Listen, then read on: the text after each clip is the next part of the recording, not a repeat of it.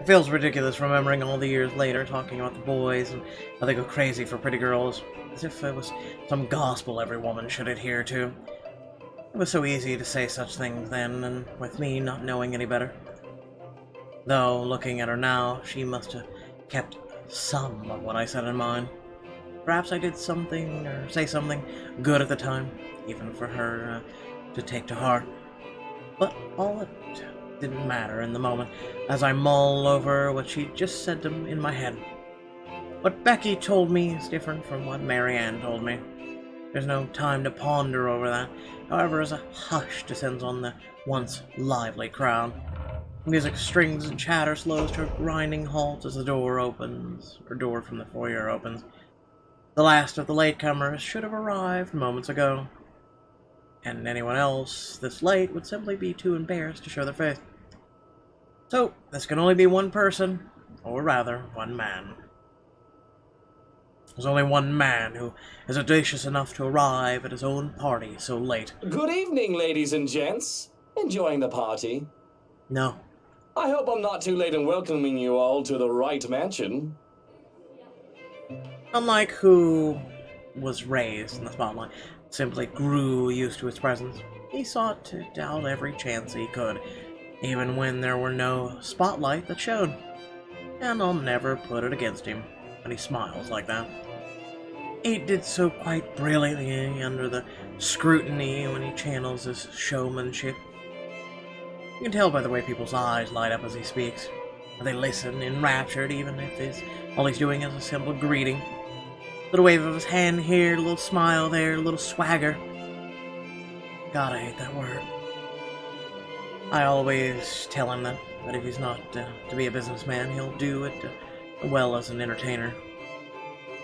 I love this side of him, especially when he looks at me and he beckons me over to humbly share his place.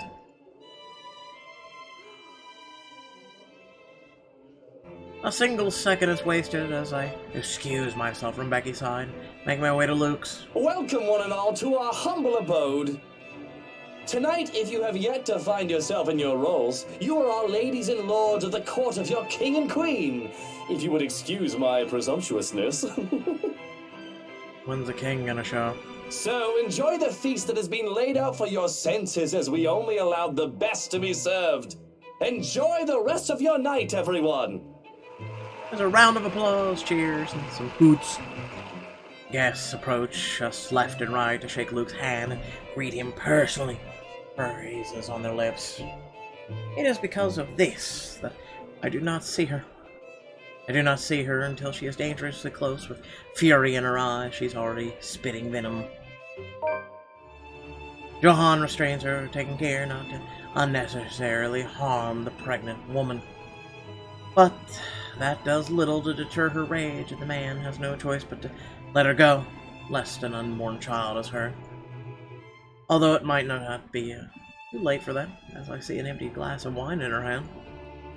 How much has she emptied in it? Are you feeling ill, Rochelle? Perhaps you need to sit down and... No! Shut it, you monster! I ain't talking to you! I'm talking to this scumbag over here! You bloody bastard, standing there with your smarmy smile! She interrupts me, jabbing her finger in my direction before she rounds on Luke. Even as whispers and murmurs break out among the guests, all I can focus on is the heat of the moment. Obviously intoxicated, judging by the smell of alcohol on her breath. I'm not ticked off about this little display of hers, at least not yet. But I am so absolutely pissed by the fact she'd endanger her own baby by drinking. There is a considerable amount of restraint and grace that I must exercise while I wait for tantrum to subside. I keep a patient, if tight smile on my face. Luke's expression, on the other hand, is indecipherable. Not really, I'd say shock, like, oh my god, why are you here? Watch your tongue! You're on thin ice, Rochelle. Where's your husband? Who even invited you? I did. And I told you with great emphasis not to. Now we have a drunk, hormonal, pregnant woman causing a stir. What is even going on? I was just about to ask the same exact thing. I don't know. But Rochelle, do calm down before you hurt yourself. I can't understand a word you're saying. Where is that husband of yours? Lee! Collect your wife right now! Sorry, sir. I was over here getting a cough drop. Don't you fucking talk like I'm not here and you're not responsible, you ass! You told me that I should wait for you in the gardens. Excuse me. What is this nonsense you're going on about? Crazy talk. That's all it is. Just completely and utterly mad. Has anyone seen the Chief Inspector? I am pregnant with your little bastard. You promised me you'll take responsibility. God damn it, Luke.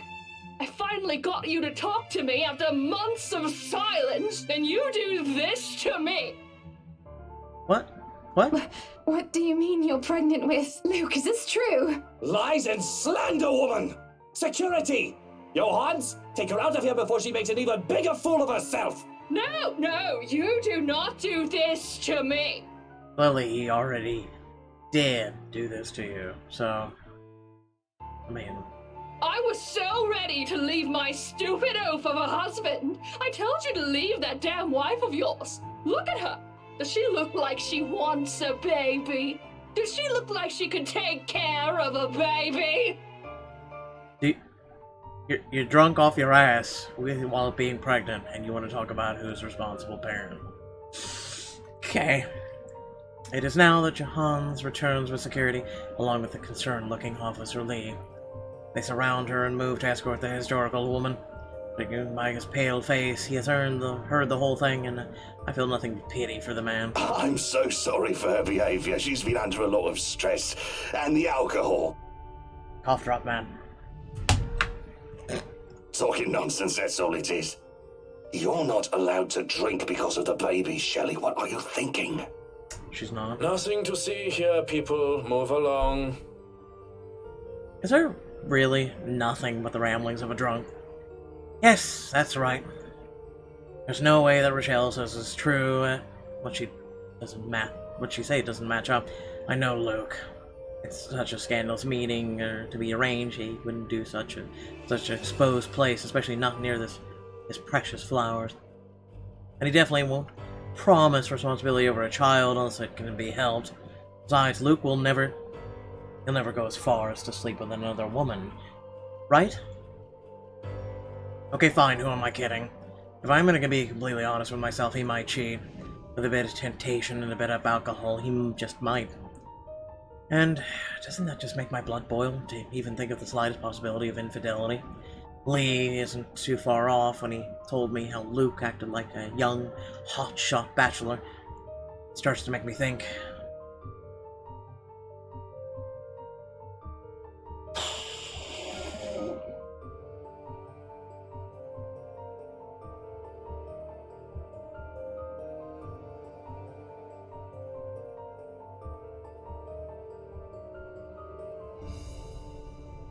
I mean, everybody wants your happy ending. I've been in this place. I'm willing to forgive and forget. Once. Past that? Nope. So this is his first time that we know of. Becky's words are still fresh in my mind, and I can't help but think that the girl, plucky woman that she is, has a point. If I love Luke, I'll have to fight for him, don't I? So far, I've been doing nothing and sitting on my behind, hoping it'll fix itself. This whole mess definitely isn't going to fix itself. How dare that woman try to drag our name and our relationship through the mud with her lies. And at my own party, determination fires me up as I take a step forward into the middle of the fray. All the while, she has been screaming. A signal for security to stop, and I can already feel the glower on my face, and as I stare into hers, she wilts as soon as she sees me. She starts to grow anxious, and her protests die down. I can see her haughty, angry expression turning into a horrified realization. Rightfully so. She should be scared. What is the thing they say again? Never wake a sleeping dragon. They often think that Luke is the one in charge, that he's the one to be feared and appeased. They think me only as a pretty wife. They forget that I am just as capable, just as worthy of respect. I invite you, my friend, into my house on a day of merriment, and you insult my name and accuse my husband of infidelity. What have I ever done to make you treat us with such disrespect? You are no longer welcome in any of our estates, our properties, and our businesses. and we will no longer patronize yours. Now, escort the girl and make sure she isn't standing even an inch within our grounds. She looks devastated. Reasonable. This does make her into a pariah, doesn't it? I should feel concerned, but I can't even find an inkling of mercy within me. I don't know what her plan was. I don't know what she wanted to make out of this. The money? Luke? Doesn't matter what she wanted. You won't show your face to me ever again if you know what is good for you, Rochelle. Take her away. The tension is thick in the air, and the silence that embraces the room is so set that one can practically hear a pin drop.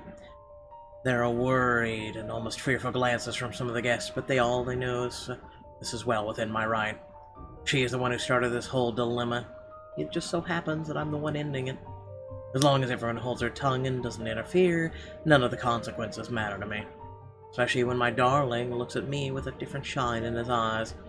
It almost seems as if he's proud of what I've done. That spurs me on more than anything. Nonetheless, I still act upset because this does not change what just happened. He still has a lot to answer. Because even if the woman is lying, there is always an inkling of truth in every lie. So when I turn on him to say that the shock he displays brings me gratification is an understatement. Of course, there's no reason to make a husband and wife spat in public spectacle. Some privacy will generate the least number of headaches and complications. Everyone is still far too busy in the ballroom, and most of the staff are still in the kitchen. A sharp glance at anyone who will go through the doors as is all it takes to make them retreat. And the most private we get, without me dragging Luke all the way to our bedroom, is the foyer. And you. We are going to talk about this, Lucille Mitchell-Wright. Nice name, Lucy. Not now, but we will talk about this. Right! I swear that is not my child, no matter what that woman says! Thank you, Dusty. Hannah, darling, you believe me, don't you? I believe that it isn't your child. But you never said that you did not cheat on me with her. We'll have a talk about that tomorrow. What for? What other things?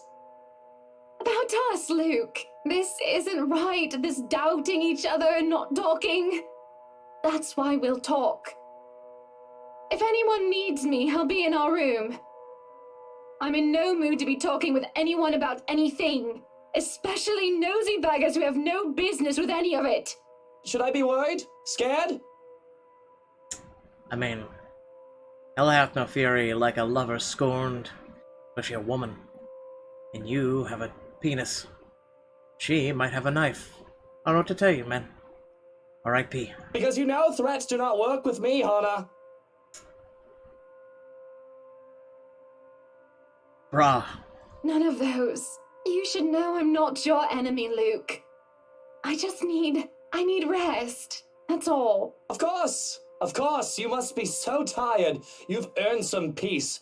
I'll take over the party from here. Good night, love. Good night, Buttercup.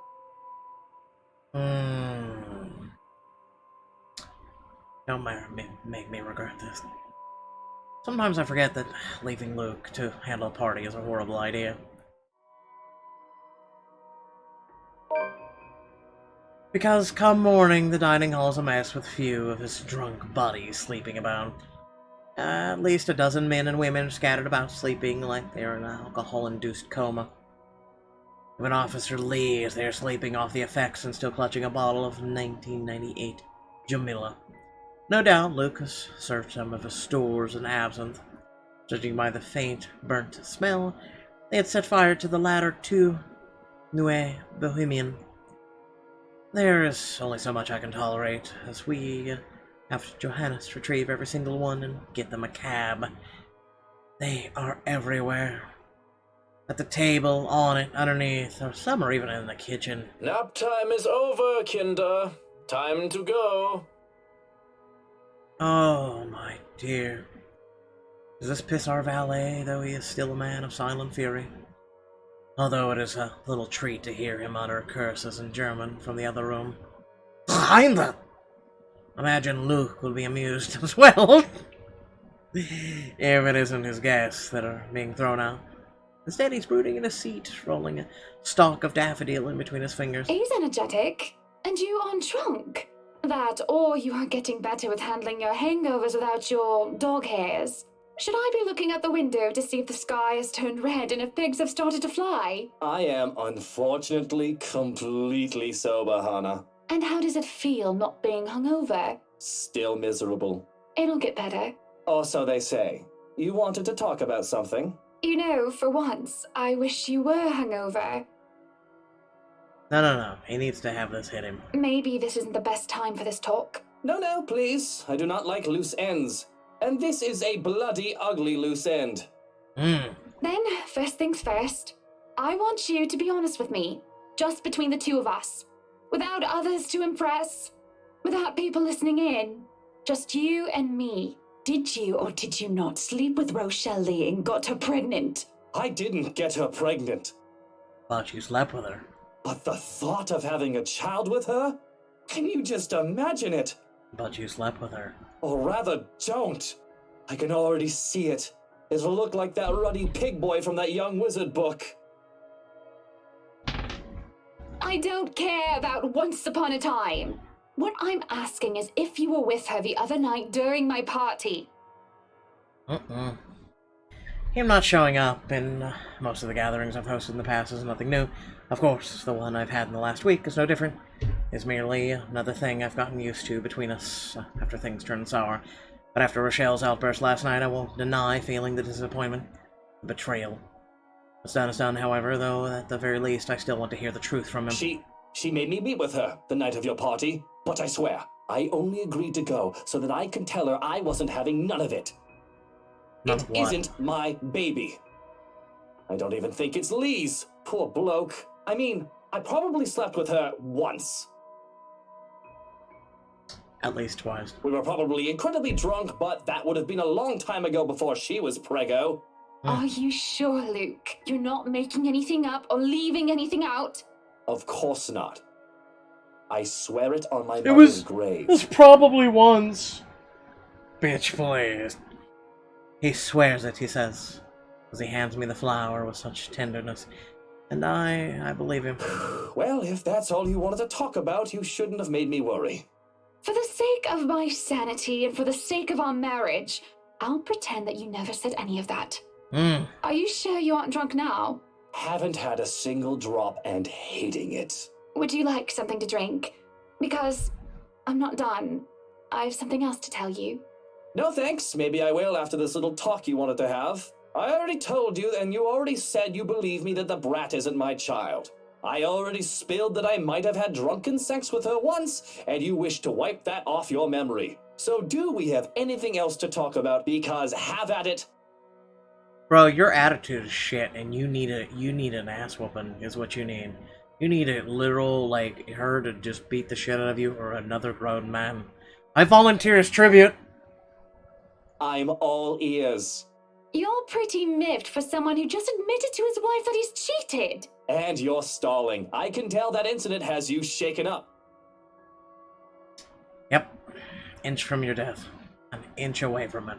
So why don't you just spit it out and get this all over with? I'm pregnant. What? Come again? No, thank you. You heard me.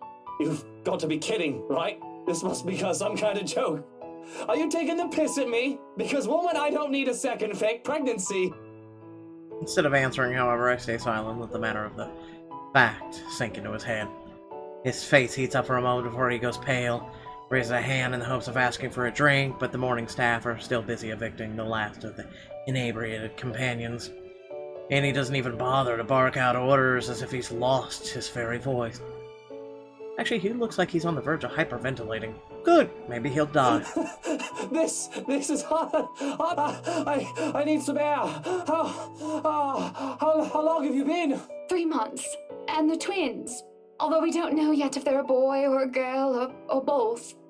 Yeah, this guy deserves twins about as much as I fucking... I don't know. I don't even know how to... Good God! Twins! As much as I needed a second penis. There, we'll go with that. I'm going to be a father to two tiny, tiny, tiny babies. Breathe, Luke. Breathe. You are a child, man. Goodness, Luke, I'm the one who's pregnant here, not you. No, don't touch me! Stay away! Oh. Scream cuts off my amusement, and without thinking, Luke and I rush to the foyer. There stands a crazed-looking chief inspector, thrashing about as he tries to make it up the stairs while Johannes holds him back. What is going on here? Und tschüss. All the Schweinehunde must leave, including you, Chef Inspector. This one is very problematic and will not leave. No, you Shite. can't make me leave! I need to stay here for her! I need to help her! Help who? Oh, Rochelle? She's probably already at home, dearie. Or she might have already gone and skipped town. Who knows? Oh, for the love of... There's no point talking logic in him. Lee, go home. You're drunk. Can't you hear her crying? She was crying, just weeping and in so much pain last night. I couldn't help her. Drunk, sobbing bastard that I am. But my help. She needs my help. Tell your fucking stupid lapdog to let go of me, Luke! Or I'm gonna knock him down and I'm gonna knock the two of you down too! I mean, I'd love to watch, but continue. Language! I've already dealt with your wife, so don't make me deal with you, Lee. Or I swear I'll... Hannah, enough. Don't stress yourself over him. It'll be bad for the twins. So go back to your breakfast and let me handle this, okay? Oh my god, he's being a man for once. Holy shit. Are you sure? Why wouldn't I be? Now, go ahead and do something less stressful. Go ahead and do nothing. There isn't much to do, it seems. Whether I step out to the plate and try to take responsibility for something, perhaps because everything is already being handled by someone hired specifically for that job. And with Johannes overseeing the staff and Luke handling everything else as a whole, that doesn't leave much for me. I can't even take the job of delegation because all it takes is a word of one to the senior staff and everything will be taken care of for me. Moving in here a few days ago may have been very well, but the chore that took the most effort from me. And that didn't take any real effort at all. Yes, Hannah, go buy a mansion in the middle of nowhere. Good idea. Great plan. There are no dishes to set aside, busy myself with. Any mess left behind is now extremely non-existent. To sit on the counter while eating cake is supposed to be my next plan. Alas, there isn't even one to finish off, and I don't really know what brought me to the kitchens in the first place. It's not like I'm craving anything else, nor do I have any unfinished business left here. But there's a calling to this room. Speaking of calling, why not just do that? Might as well, since I have nothing else to do. At least that will require some effort on my part. With how cut off from the rest of Luxburn the mansion is, and with how long it was abandoned before we moved in, having a landline is out of the question. The solution is supposed to be our mobiles, though it isn't much considering how spotty the signal is in this area. It'll take a bit of maneuvering to get a single bar as it is. Okay, it takes a bit, as I said it would. I have to park my rear on one of the cold drawers, but this suits me just fine. Another matter that needs my effort is who to call. She, who must not be named, is certainly off the list. That doesn't leave much in the category of close friends who attended the party, along with the category of who else is awake at this early hour. But soon enough, I manage the call go through. Hello, Rebecca Gales here. Who's this? Good morning, Becky. Hannah? Oh wait, how did you get my number? Magic. You responded to your RSVP through the phone. It's all saved in here, of course. I thought I'd like to say hi and make plans and get together sometime. Also, I'd love to hear news about your mother and father and about you, my dear. Oh, I hope I didn't wake you up. Oh, you're good. It's sports day at school today, so I was just prepping for that. Figures that you'd be a teacher as well. I'm sure your students must absolutely adore you. Don't know about that. Mathematics? History, actually. Anyway, it's real nice to know you've got my number. I was going to ask for yours because Mom wanted to keep in touch. I would have said, holy shit, you're a stalker, but alright. You could have asked, silly girl. I would have gladly given it to you. Couldn't, though, because, well, the thing that happened. But really am sorry, though. I gotta run. School, schedule, stuff.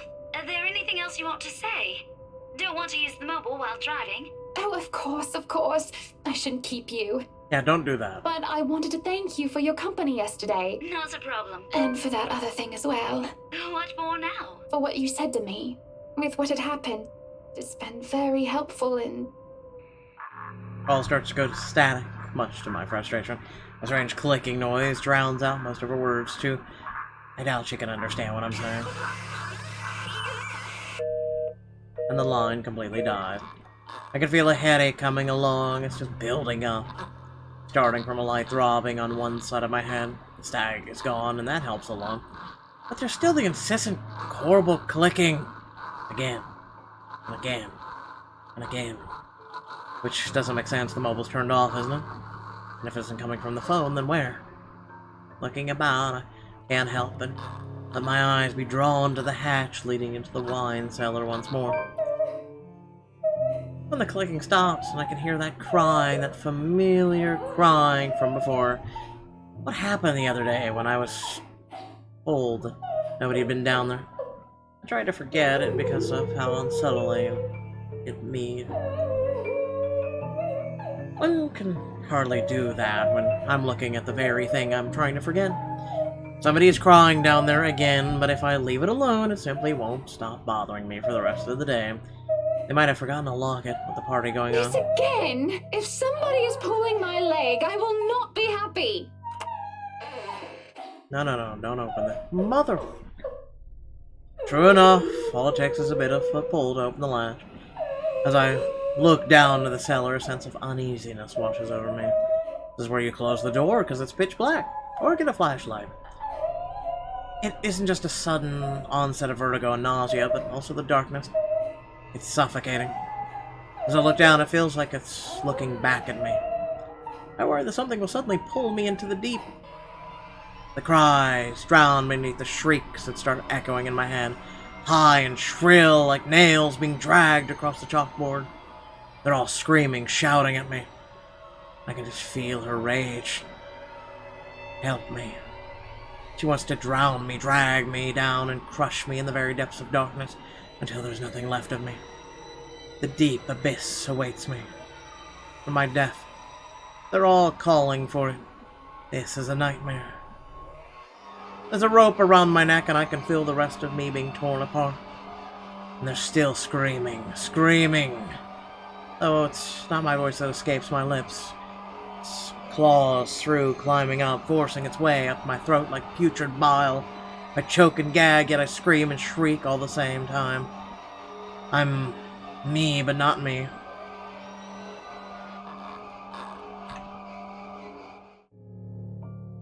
Wait, what?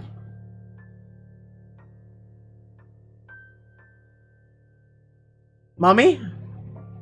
Pushes me down. I was trying to do quick reflexes, okay? I didn't think it would, like, just cancel it. I'm assuming. It pushes me down to my knees before I'm prone and vulnerable on my stomach. Makes me tumble. I can feel my whole body seizing, writhing on the floor. Everything and nothing hurts. It feels like I'm on the verge of death, and if I'm dying, I nearly wish I actually am. What is going on in there? Why are you? Oh, maybe it was for the best. Brains! Seeing Luke, something snaps back, and I am able to take a gasp of air on my own volition for the first time in what feels like centuries. I would have rejoiced and cried for his name if the pain still doesn't rack my body. Instead, all I can do is stare listlessly as he comes to my side and lifts me up, cradling me in his arms. He tries to get me to my feet, perhaps, to take me out of here. But all he's able to do is get me to sit and make sure I'm not thrashing on the floor. I can still feel my muscles spasm, limbs jerking like puppets on a string. Luke holds me tight and keeps me still so that I do not hurt myself anymore. Whatever it is that just happened has my mind feeling frayed and battered. Eventually the pain dies down in a dull ache. My own tongue stops feeling like cotton. It's only now that I can feel the wetness on my cheeks, tears streaking down my face. Coughing racks my body now that I don't feel like choking.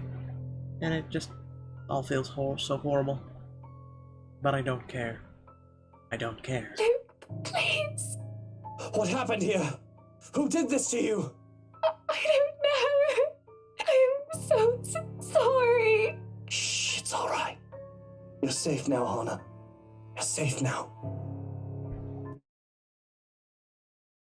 He cares. He cares.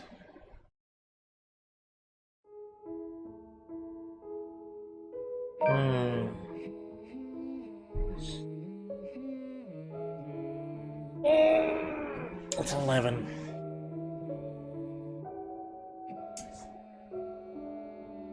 I'm kind of hoping we'll get through the Zachary playthrough before 2 at least. If not, we are all doomed. The pleasant aroma hits me before I cross the threshold. Okay. Again, he's not a bad guy. Hopefully, I mean, okay, real quick, before we move on to the Zachary part. Hopefully he grows up. Like, sometimes having a child will change a man. To make them more grown up. Kinda like sometimes a woman... Basically God, but I'm still here! Do you really believe your own hype that much? I am the hype! So, thank you, Black Mage, for rating as well as hosting. Welcome, welcome, everybody. We're having a quick discussion before we dive into the Zachary part of this. Which hopefully will be less than 2 hours. Anyway. Well, 3 hours at the very most, but anyway. Gotta let my cat out here in a minute, because she's meowing. So hopefully, he grows up. Like I said, it's kind of like a woman. There's some women who will run away. Oh my god, here's a kid. I gotta run, bye. And then there's some people who will, you know, be a parent. I'm hoping he grows up to be a parent because he's supposed to be a grown-ass man. But, anyway, let me let out my cat and then we'll begin the Zachary part, so hold on just a moment. Let me go forth out of my room. Oh no, bye-bye. I said get the hell out of me, what?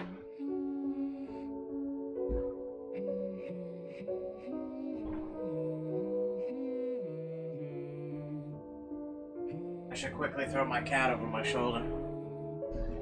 Be like a Linity. You have a new cat? No, it's a cat I've always had for like... Let me think here. 9 years?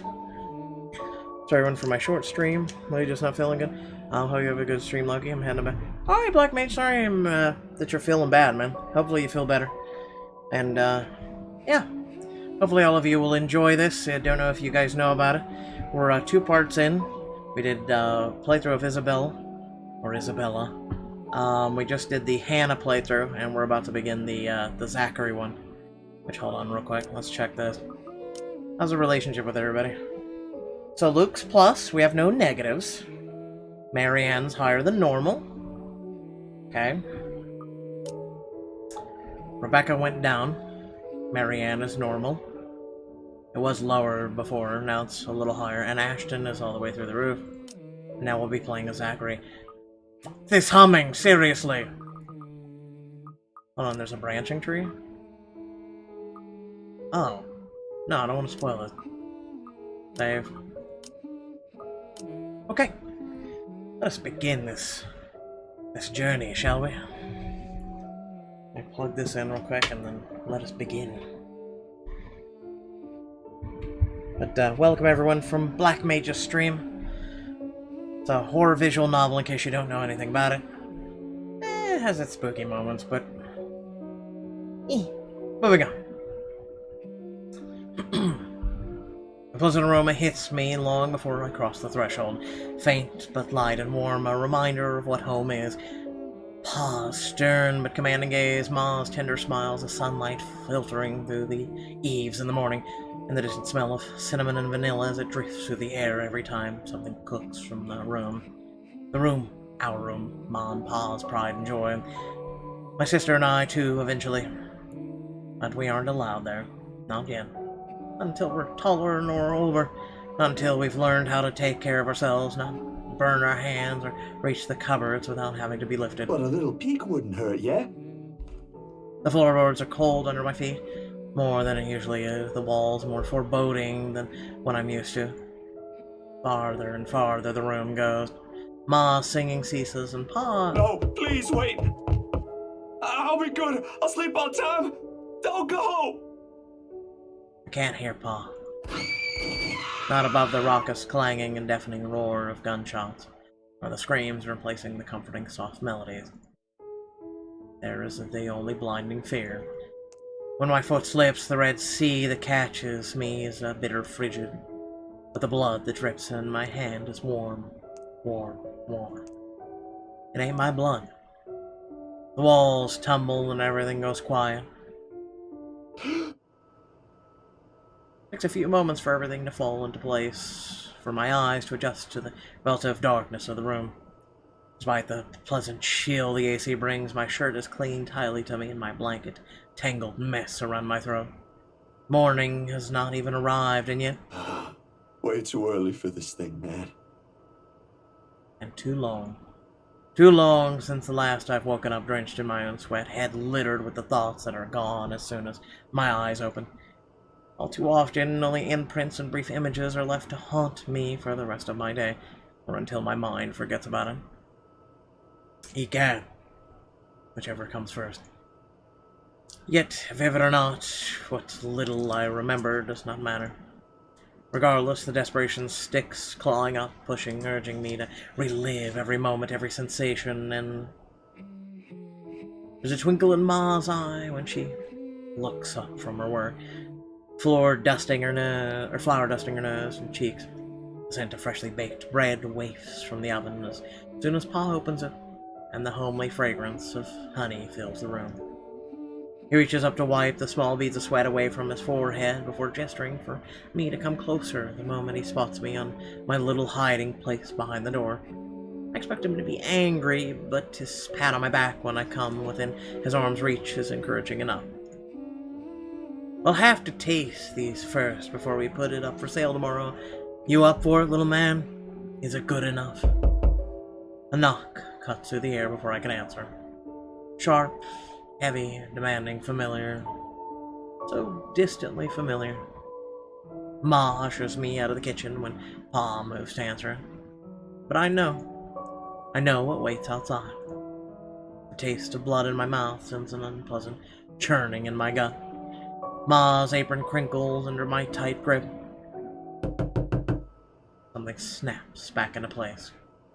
My bed remains in an utter disarray. The walls still need a new paint job, and the wall, the clock ticking opposite my bed, is as unsettling as ever. Ash is right. I should have already replaced that when I had the chance. You're no longer there, Zachary. Here and there are miles apart. Calm down. Breathe. The pressure of my own fingers against my temple is a welcome sensation over the anxiety gripping me. It never really did anything to stave off the headache, sure to follow after this before, but it grounds me. Little reminder that I am safe away from the place I once called home from Ma and Pa's. The urgency with each rap that follows finally chases away the ghosts threatening to hang around. Why anyone thinks it's a good idea to knock at someone else's door this late confuses me. Nana would chase them away with a broom if she was here. But no matter, it's a welcoming break from the thoughts about to take a morbid turn if left festering. Probably just Ash anyway, looking for a place to crash. Looking for a place to crash. Wonder of wonders why he's bothering with the courtesy when he never did so before. Even with the hunch, though, habit compels me to check out who first is through the peephole. Better safe than sorry, they say. Except the person that greets me on the other side ain't him. Unless his hair grew longer overnight and he started wearing a ponytail, of course, which I highly doubt will happen anytime soon, no matter how funny that looks in my head. Waste no time opening the latches. Isabella, it's late. Achievement unlocked a safe haven. There's something I can't quite pinpoint in her eyes when she looks up. Her face a pallid shade, shoulders tense, heavy breathing, and an uncontrollable shaking in her hand she's trying to hold back. Hide. I didn't know any better. Hey, Zach. Sorry, I know it's weird for me to show up at this hour, but you were the closest to my office, and... No.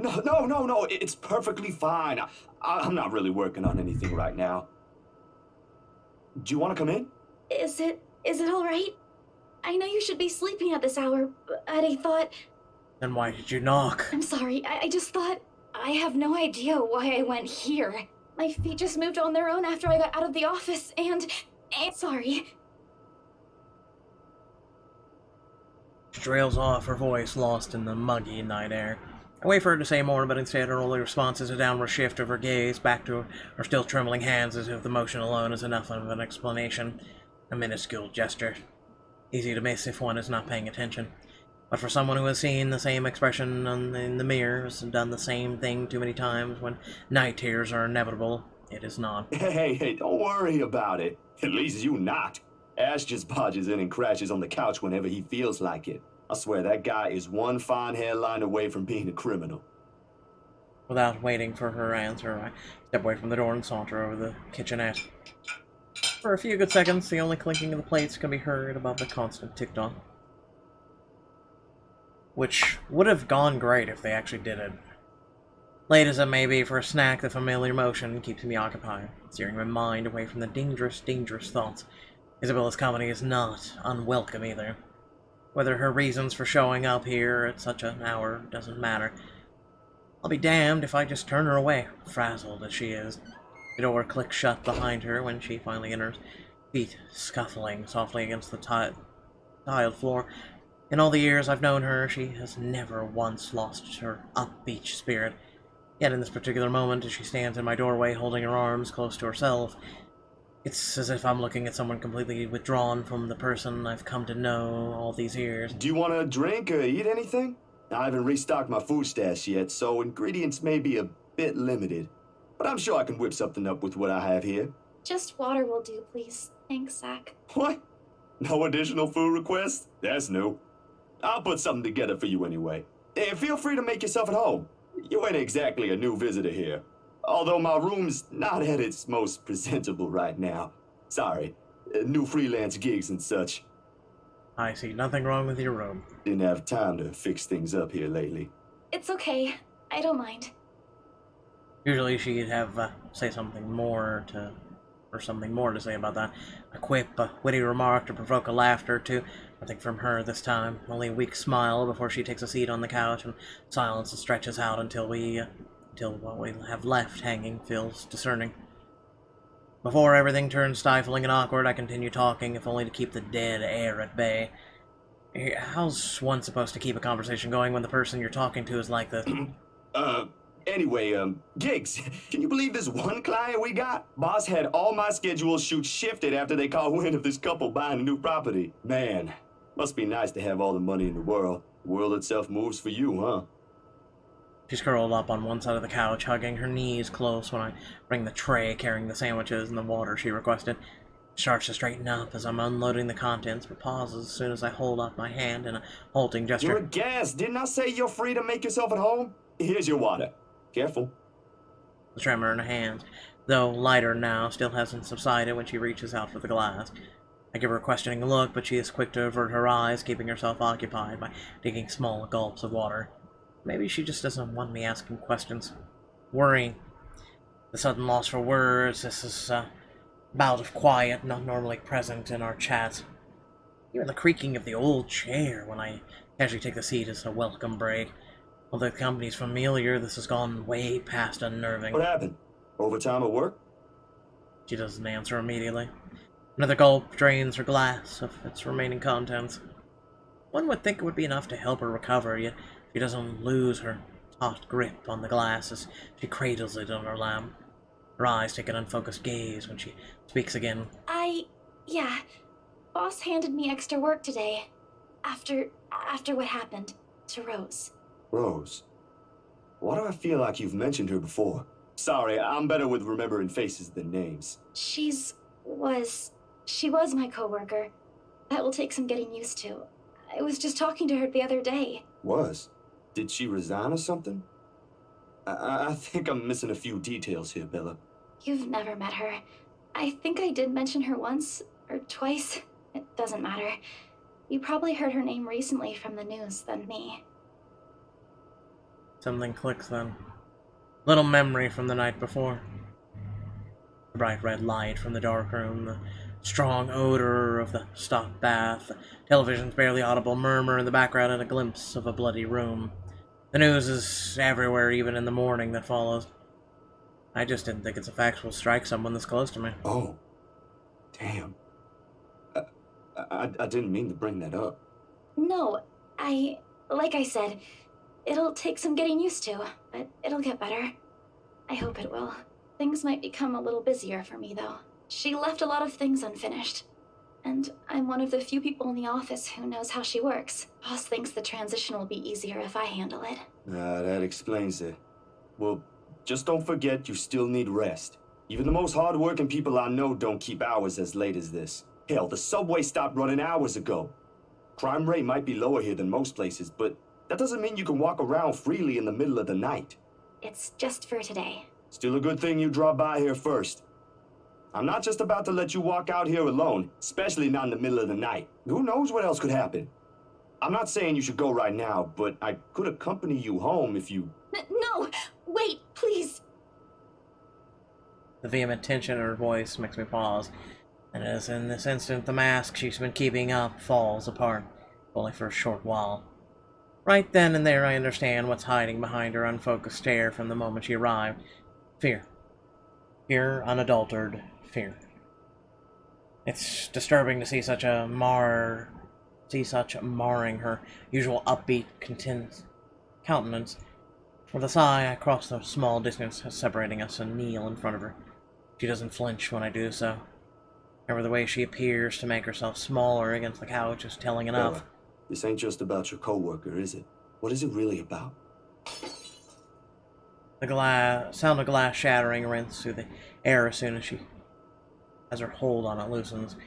In the span of a few seconds, her breathing grows labored. I don't know. I don't know anymore. She claps her hands over her ears, pressing tightly against the sides of her head. Her voice grows weaker with each word, each plea coming out of her mouth. Please don't leave me alone. I don't want to be alone right now. I can't shake it off. Everywhere's not safe and... All right, Isabella. Look at me. Look at me. My hands are firm on her shoulder when I pull her up to look at me.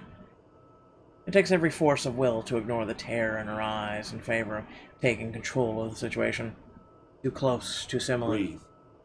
Breathe. You're safe here. Inhale, hold, exhale. Stay in the present. I'm here. No one's gonna hurt you. Do you want to talk about it? The force with which she shakes her head is enough to reason to drop the topic altogether. No more. Please. No more. I don't want to remember anymore. Kate, no more talking. I won't ask any more. Can I get you anything? Another glass of water? I think I have a tub of that pistachio ice cream you love so much. We're gonna have to clean this mess first. Will you be fine on your own for a little while? She nods lightly before retreating into herself again. No more words are exchanged after that. I take that as my cue to start cleaning the shower that's littering the floor before either one of us can get hurt. The quiet hum of the AC is a pleasant distraction as I go over the menial task. More so than her ragged draws of breath or my little feeble attempts to tell a quick story or two. But the latter does the trick. Soon enough she's already drifted off by the time I return with the promised glass of water. Her chest rising and falling in a steady rhythm and the strain on her shoulders gone. Frankly, I've never seen her this still. She mumbles something I don't quite catch when I carried her to the empty bed and hugs herself tighter against the mess of blankets. In spite of the fact she's already relaxed, a small frown on her face hasn't quite disappeared. Whatever happened to her won't be leaving her anytime soon. But for her sake, I hope it won't stay long with her. There's still questions left to be answered. But the late hour, coupled with the sudden exhaustion, made my old couch a more comfortable bed than it typically is. Darkness immediately welcomes me as soon as my head hits the makeshift pillow. I can only wish the dreams will keep a distance for now. For both of us.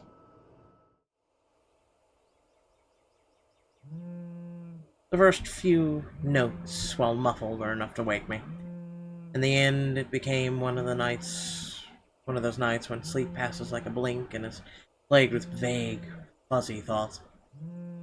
I lift a hand to rub away the drowsiness from my eyes, although it does little to relieve the gritty, burning sensation from my eyelids.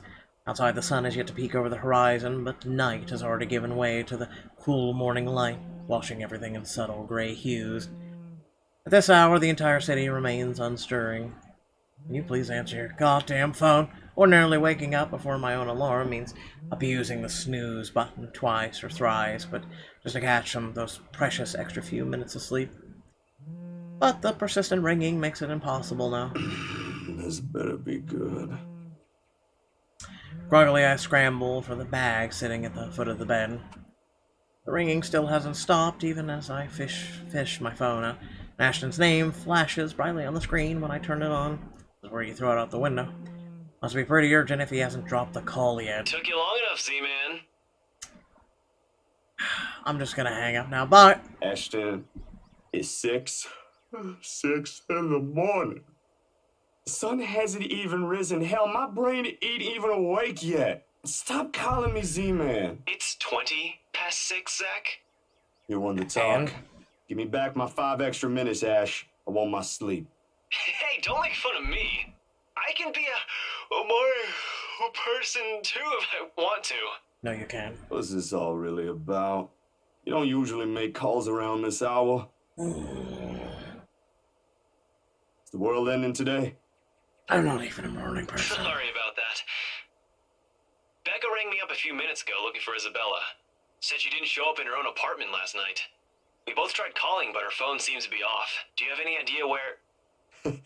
I should have known you two would come looking for her first thing in the morning. Not a laughing matter, Zach. You can't really let your guard down with everything that's happened here recently. You've heard about the Cooper woman from the news. Everyone in the precinct has been restless ever since the incident the other day. Yeah, I get what you mean.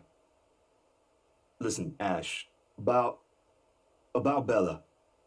I let my voice trail off, unsure how to go about recounting last night. If I should even say anything to him. He might be a close friend, but at the end of the day, whatever's bothering her ain't mine to speak of in the first place. On the bed, Isabella remains as still as when I transferred her the night before. Sometime during her sleep, she pulls up a blanket over herself and tucked her into it comfortably. Like this, it's easy to forget the horror in her eyes or how much her hands and lips trembled. Save for her firm grip on the edge of the cover, she appears nearly as normal as she would any other day. Almost. I'm not really sure how to go about this while being... Zach, what about her? Something, the worry, the concern, must have surfaced in my tone, because his own shifts then. Carefully, as if he's preparing for the worst. Look, you don't have to worry about her. She's with me right now. Since last night, in fact. Oh, why didn't you just say so earlier? She kind of knocked in the middle of the night. I couldn't possibly wake you two over that. And with how things are when she arrived, I thought it'd be best if I let her rest first. I just wasn't expecting people would be looking for her before the rooster even crows. You could have at least called her something. Becca's beside herself with worry when she found out. You know how much she frets about the smallest stuff. I know. I'm sorry. That was a lapse on my part. And I just didn't think... You were already being a good friend and letting her in your house. Okay, you know what? Rebecca's worries ain't completely baseless. Isabella hasn't been her usual self since the movie. Maybe even before that. I don't know if I should be opening my mouth about this, but Bella didn't outright say I shouldn't, so... So something's wrong then? I'm not quite sure, to be completely honest. I couldn't get the story out of her. Really? I thought you'd learned something from me by now. That's not it. Ash, when she appeared at my doorstep last night, she was shaking, and when I tried to ask her about it, she just panicked. Had this frightened look on her face. I'd be surprised if this was the first time I've seen it, but it ain't. Dude, the first time, she was screaming. First time? When was this? You weren't talking about the thing in the movie house, are you? Because that was just us fooling around. Granted, I think I went overboard with the joke, but... No, it happened the day after. When she invited us to lunch, you weren't there. We were walking one second, and then the next, she's crying out. I'll be straight with you. That scared me shitless. It bothered him if the way he falls silent after his telling, or whatever his opinion is, stays absent from his voice when he speaks again.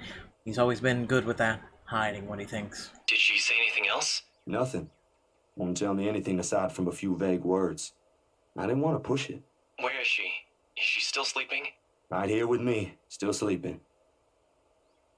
Should I wake her up or something? Let her know you guys are looking for her? No need. Let her rest. I'll drop by in a few. Today? Don't you have work at this time? I mean, I can drop her off home myself before meeting my client later. Look who's talking. My schedule's flexible, Ash. Last time I checked, you're the one who didn't have that luxury. How on earth do you think I'm able to tag along when you need me? It's not completely out of the way. They live on the other side of the town from you, Ash. Your definition of out of the way is a little screwed up, you know. It's fine. I have some things I need to do anyway. I'll call you back. I've got to let Becca know that Scared Cat's fine. Bye.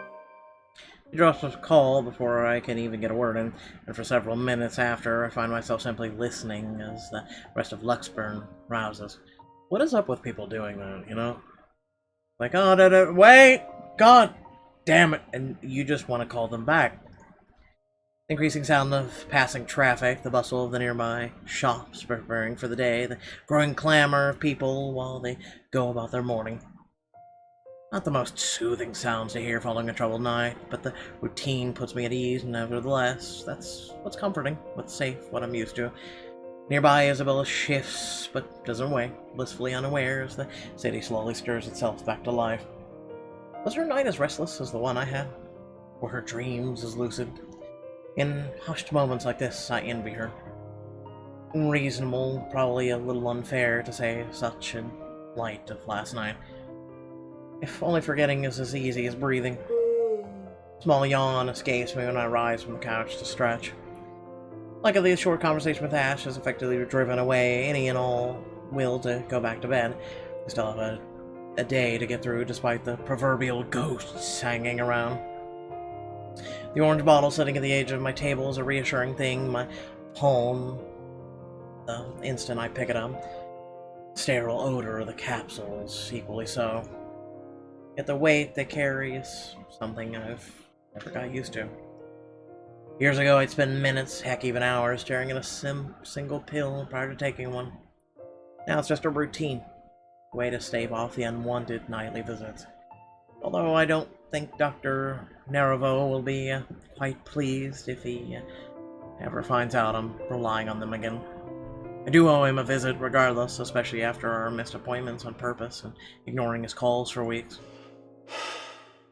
Another sigh comes out, tired and weary, and then I pop the tablet in my mouth. Zach? What time is it? Time for you to get up. The bottle on my hand hits the table with more force than necessary. As much as I trust my friends, there are some things I'd rather keep to myself. Morning, Bella. Did you sleep well? He answers the question with a long, drawn-out yawn, one reminiscent of a child. Chuckle manages to come out of my mouth at the sight. In this manner, it's easy to mistake her for someone too young for responsibilities, inexperienced and immature even. That she literally does look like a teenager. Easy to forget that she was thrust into the role of an adult earlier than her own dreams can afford, to overlook how surprisingly observant she can be at times.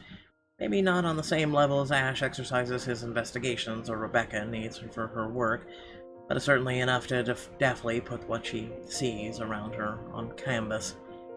But, and if the way her eyes flicker to the table in my hand says something, it is that I won't be able to avoid the question this time. Only a little.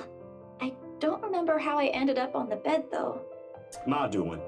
You didn't look very comfortable sleeping on the couch, all hunched up like that. It would have been enough for something temporary. Sorry I stole your bed. Hey, it doesn't matter. Besides, what kind of gentleman would I be if I leave a lady sleeping in such uncomfortable conditions? Not in this house. My nana would give me a tough scolding if I ever did that, I'm telling you. Thanks a lot, Zach. I know I barged in at a very inconvenient time last night. I wasn't really thinking when I did, and... Hey, it's cool, Bella. I ain't mad at you. That's what friends do.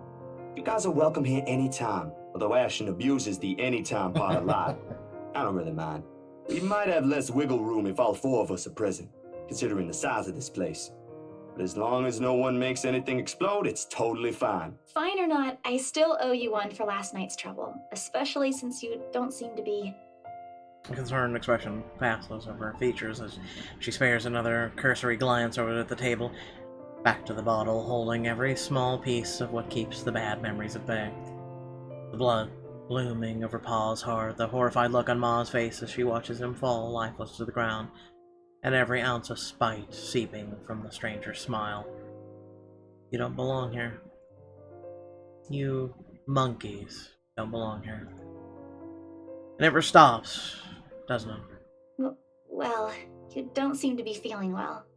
Let me know, okay? I'll make it up to you somehow. She makes a slight gesture with her head towards the bottle, asking a question without really asking. Subtlety has never been one of her greatest assets, but right now, even Ash would be a little amazed, if not at a loss for words, at it. She has left it up to me whether I'll give her the response she wants to hear or not. A little clever coming from her, if anyone would ask me. It's never easy, ain't it? Talking about my own problems, that is. It'll never be, not by a long shot, not even when I've let it stay this way for so long. I realized that long ago, when the wounds are still fresh and the dreams are nightly occurrence, you can't force yourself to get better or move on to better things. It is what's normal now, and I can only cope. The question in her eyes may be unwarranted, born simply out of curiosity and sincere concern for a friend. I don't know her an explanation, in fact, but of all the people I keep close in my life, she's probably one of the very few who perhaps I can trust with this. Maybe she won't understand entirely, I can never hope she will. No, never to the full extent. That alone is expecting too much of her and giving too much of what I can. However, for all of her shortcomings, I know she'll hear me out. And that is all I can ask of her. My bad. I was kind of hoping you wouldn't have seen me with these. Bills rattle lightly against the container when I gently set it back into its usual place. Always a small area closest to my laptop near the right hand. Then reach whenever a quiet reminder of what I shouldn't miss every day. What? Oh, is it bad? I was just thinking that maybe it's a cold like Becca's. Do you need me to get anything from the store? Soup or something? There's one nearby, right? I can run real quick and... No, nothing of that sort. I'm perfectly healthy right now. It's really difficult to say, but... Can you promise me you'll listen at least? What is this about, Zach? I should have been upfront with you about this a long time ago. But Ashton found out without me telling him anything. But you already know how that guy is. Can't hide anything from him. If it's something you're having trouble saying, you don't have to force yourself to tell me. I'll forget I ever saw anything and won't ask questions. Promise. No, I need to get this off my chest eventually. Besides, we're already here. Might as well finish what I started, yeah? If you say so. She takes a seat on the couch, her posture easy and open, and her smile honest. As if this was just a simple talk between two friends on a regular day. It is far from one.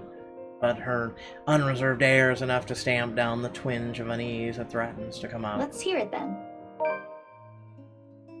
And she does. True to her word, she listens while the story spills out of my mouth of Ma and Pa, that little sister, or that little old diner across the pond, and what it left in me that day. I can't recall most of it now. My own account jagged with a few missing details. Here and there, the passing years have eroded most of my recollection of the whole incident. All except for that one moment in the kitchen. The ringing of gunshots are as vivid as it sounded that day.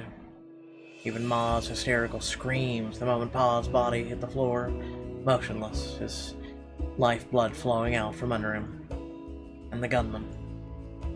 He was smiling. He was smiling when Pa opened the door to welcome him. He was smiling when he put a bullet in Pa's chest and Ma's head. I've heard stories of how the world can be a cool place for people like us before. I never believed until that moment. Nan and Gran took us right after that. Sis and I flew straight to New Jersey as soon as they heard the news. A few days after, Ma and Pa were laid to rest. And we have a new home a continent away. I didn't even get the chance to take my favorite pillow with me. They said something about the change of environment will be good for us. They had no idea the different kind of ghosts would follow me here.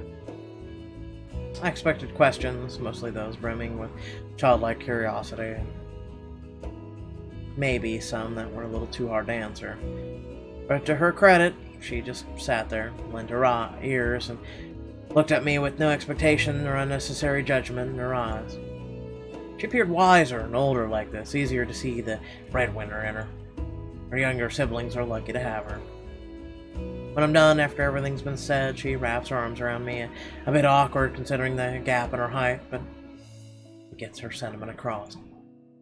But it's difficult to answer this in kind, if I'm ever even supposed to reciprocate the gesture given my earlier apprehension. Pulls away shortly with a smile on her face. Not the reaction I braced myself for, but is obviously better than what I imagined. Are you not gonna say anything? Am I supposed to say anything after? Like, apologize or something? I don't think that's very appropriate, but if you want to hear one, I can think of something real quick. I respect that. Not really. Other people have something to say after usually. And they're not necessarily nice either. Oh, okay then. I won't. I can't think of something anyway. Sorry, I'm not very good with this.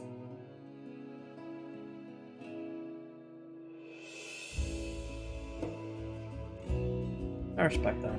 Who else knows, by the way? My older sister, grandparents, and just Ash and you for now. Maybe I think I should tell Rebecca too, but... But not right now? Yeah, not right now. But I'm ready. Like today. I'm sure she'll be willing to hear you out once you do. I don't doubt she will. I'm more afraid of how she'll react after. One step at a time, yeah? Whew. Surprisingly, it feels good to get that one out my chest. I was a little afraid you'd be angrier. I didn't tell you earlier than today. I'm not angry. I'm just surprised. You didn't look like it. I wouldn't have suspected. If you keep a secret like that from your friends, it's your secret to tell. I suppose that's how it often is, isn't it? We all have our... what's the word Becca uses? Inner demons? But this is something personal to you.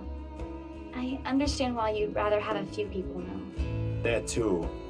Well, these past few weeks haven't been easy for you. I didn't want to add that. Not after last night. Look passes in her face, brief, fleeting, and disappears right before I can recognize what it You is. okay? Yep, no worries. I'll be fine. Look, about last night, never mind. This isn't a good time, but don't lose sleep over this, alright? What's important is you got what you want to say out, and if you need me, I'll be here. I should be relieved. Her words are more than reassuring to my ears.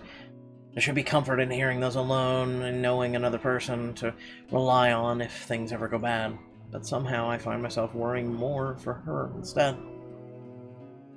I'll make another attempt to get the story out of her if I can, but this is a dance I know all too well, and with her I doubt forcing her to say something would yield any results.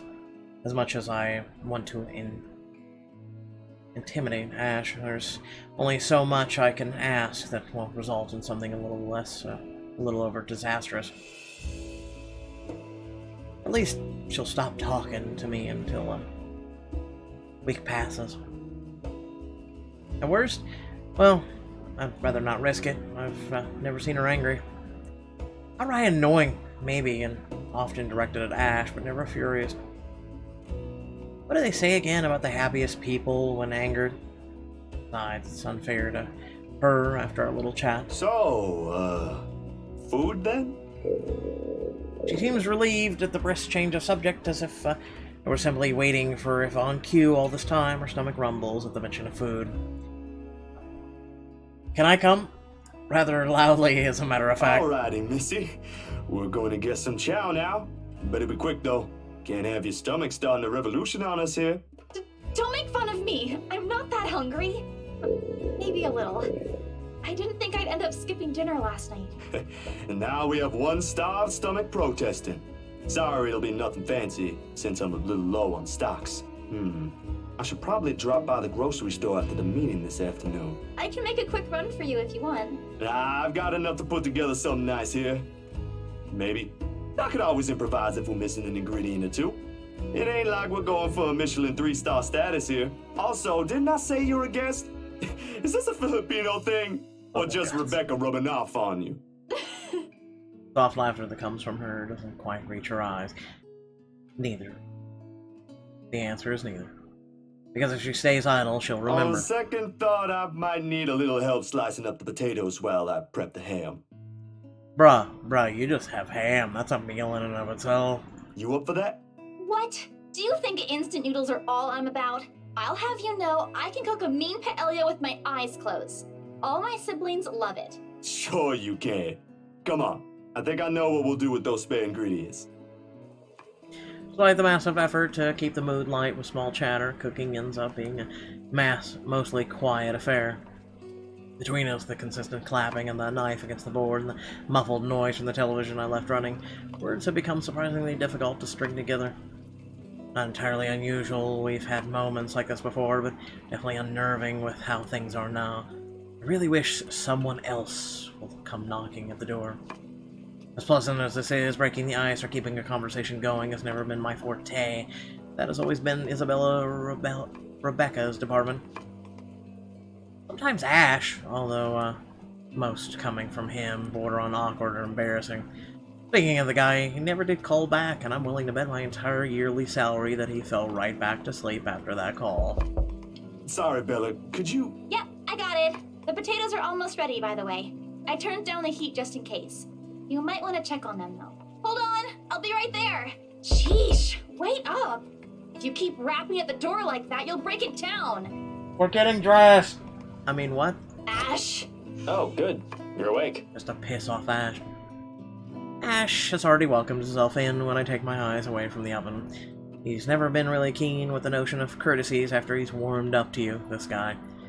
All 13 of my locks he broke can attest to that.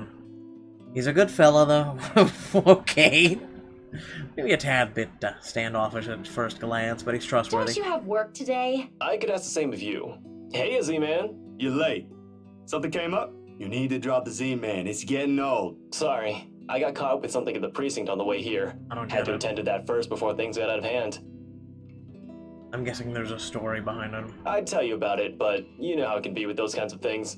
Later, maybe. And you're here because... What? I'm not allowed to say hello? I doubt you're here because of that. And you're not answering my question. My bad. Forgot to mention that. He called earlier looking for you. Rebecca's worried because you didn't come home last night. You could have called my cell instead. You weren't picking up. Anyway, I'd really hate to cut this little get-together short, but I need to be somewhere else. Come on, Isabella, let's get you home. I'll drop you off on the way. Wait, we're going now? Lila claps a hand on her arm and begins ushering her out of the apartment, throwing a casual wave at me as they pass. Wait a second, we were gonna eat! You prick! Isabella, on the other hand, doesn't appear too fond of the idea. And sure enough, before they can even cross the threshold, she puts a firm foot down, the force alone enough to halt them both and catch the taller man off guard. It would have made for a funny picture. The way Ash almost crashes into her and Isabella, giving him an indignant pout over her shoulder. Surprise and confusion are all on his face at once, two things that rarely ever grace it if he can help it. A rare moment even for our small group. If only I could have a camera with me. Dang it! What is it? Zach cooked something. If it's just food, I'll get you something on the way back. But the food! It's Zach's cooking. Real delicious food that actually tastes like food. At least stay and have a bite, please. Zach, help me here. These two, whenever they are in the same room, sometimes it feels like a herding of a group of unruly kids instead of talking to two mature adults.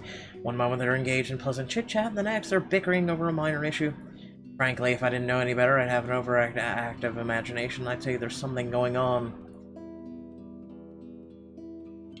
Pretty much. Never mind how utterly impossible that idea is. Or it might have just be me reading too much into things like always. I can already hear Ash's laughter if I so much as suggest such. This, however, he ain't busy if he has enough time to stop by. I don't know about you two, but I think you guys should really stay. I've already made enough food for all of us. It'd be a waste. Why, I cooked up that special honey glazed ham you two keep on yapping about. Got some scalloped potatoes with onions and cheddar to go with it, too. How are these hardly any ingredients, dude? The oven timer dings. I shoot the two of them an apologetic look before sauntering over to the kitchen, mittens in hand. Why are you throwing the look? The sweet smell of the glaze and salty tang of melted cheese wafts through the air as soon as I open the door and take out the two trays inside. The scent immediately fills the entire room, and even the door and windows open. The mouth-watering aroma lingers.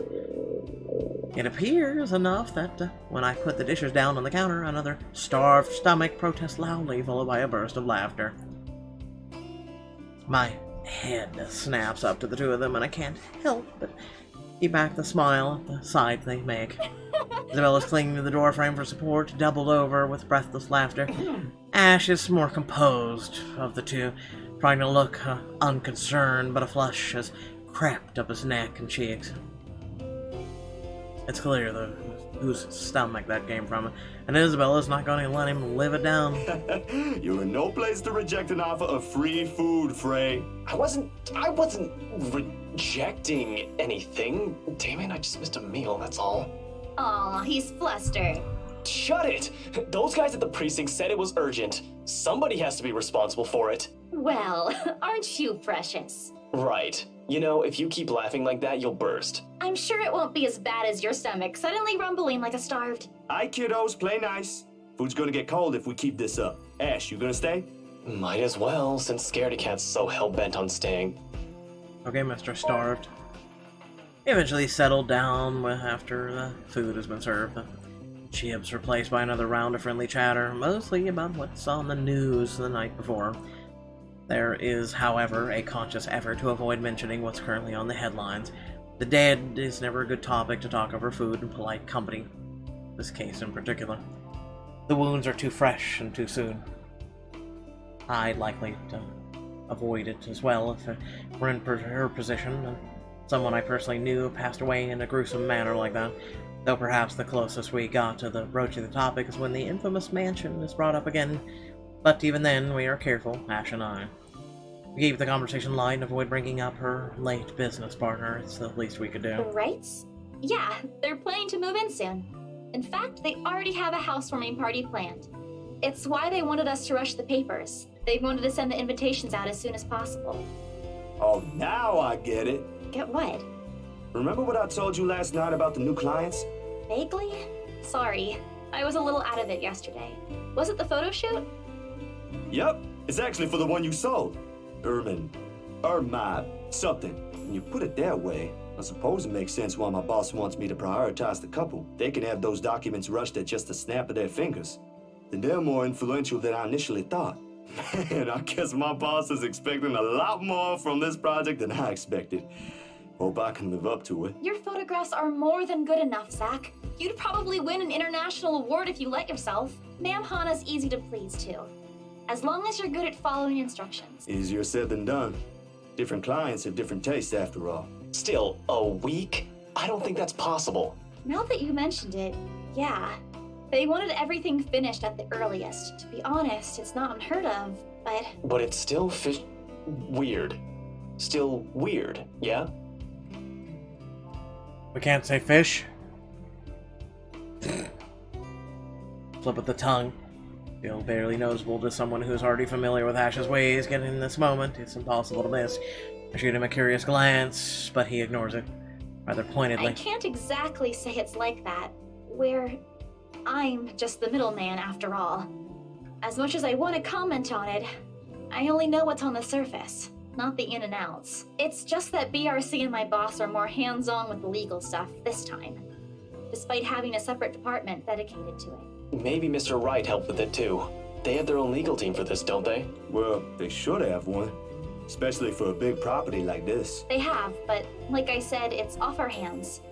Rose and I don't handle this stuff in the office. If anything, to me, this just means I'll be able to send the rest of the funds to Papa's treatment earlier. I guess that makes a whole lot of sense. Officially off our instant noodle diet, aren't we? Ash, has anyone ever told you that you have an uncanny way of ruining the mood? What? I was just saying. A few more months of stuffing your face with those, and I'm sure you'll start to look like a noodle cup. That's a pretty picture. At least I don't live off convenience store food. Or make poor, unassuming pressure cookers explode. What? How did you... Oh, come on, Zach. Sorry, it just came up while we were cooking earlier. I'm impressed, Ashton Frey. You even made it to the news. A one-time thing. And it wasn't as big as you seem to be imagining. Oh, sure. Let's all pretend that one time you almost set my apartment on fire didn't happen too. Hey, that was an accident. You were making a salad, Ash. Can we please move on to a different topic? How do you set an apartment on fire by making a salad? What? It helps the casual talk, the harmless teasing, the mundane stories interesting enough to let the time pass unnoticed. By the time lunch ends, the shadows are no longer at the forefront of my mind. If it's the same for Isabella, for whatever troubles her, I can never tell. These things, the anxiety, the fear, they aren't easily seen, aren't easily forgotten, after all. You go on ahead. I've got a few things I need to ask Zach. I got a few things I need to ask you, too. How? I'll be downstairs in a minute. Confusion briefly flashes in her eyes as she catches the keys that he tosses her, but he doesn't give her an answer and waits for her to go ahead. How sure are you I won't be driving away with your Shirley? You don't even have a license. Do you even know how to? Papa taught me how. I'm probably a better driver than you. See you later, Zach. Thanks for the food. Always has to have the last word, don't you? You're welcome. I'll send you the recipe for the potatoes tonight. A grin is back on her face when she leaves and closes the door behind her. For a little while after we're left alone, Ash goes wholly quiet, listening, waiting for remaining footsteps in the hall to fade. The earlier amusement is gone from his face, replaced by what I can only describe as trepidation. I know that look all too well. When he's like this, he's expecting shit to go down at some point That soon. wasn't very nice, Ash. What was that with Isabella earlier? You're usually subtler with your questions. They hired you. Hired me who? Don't change the subject yet. What's really going on here? The Wrights. Luke and Hannah Wright. You said your next gig is with them. Is that what this is all about? Just be careful around them. You have no idea what you're dealing with when it comes to that couple. I'd rather you stay as far away from them as possible, but you're already here. Isabella's their real estate agent. Seriously, of all the people in Luxburn. Okay. I guess I'll just have to take your word for it. He nods, clapping a comforting hand on my back, and turns to leave without another word. He's never good with those. More often he fumbles with what he has to say, and his actions alone are enough to tell me how grateful he is for the trust. He reaches for the knob as soon as he gets to the door, but doesn't turn it. Instead, he looks back and gestures with his head towards the table. I don't need to follow his line of sight to know what he's asking about. He's likely taken notice of it the moment he entered the room. Pills. You back on those? I haven't seen you taking them in a year. Yeah, I kinda had to. It got worse after the film fest. The dreams, that is. I don't think I'll be doing that again anytime soon. Heard about that. Don't drop it, though. You don't want Becca scolding you. She actually enjoyed the movie you made, and she's hard to please. Consider that a small victory. You don't have to tell me. She already did. Rebecca and Bella both gave me an earful after I said the opposite. Promised them I wouldn't, but you can never tell. Hopefully, once I feel better, I'll be able to think about it properly. Speaking of Bella, she didn't open up to me, but maybe with you and Rebecca. Yeah, I'll try. I can't promise anything, but I'll talk to her. Thanks. That's all I'm asking. This time, when he reaches for the door, he lets it close fully behind him without glancing back. A small draft sweeps into the room as I close the door behind him, slightly disturbing the papers on the nearby fringe.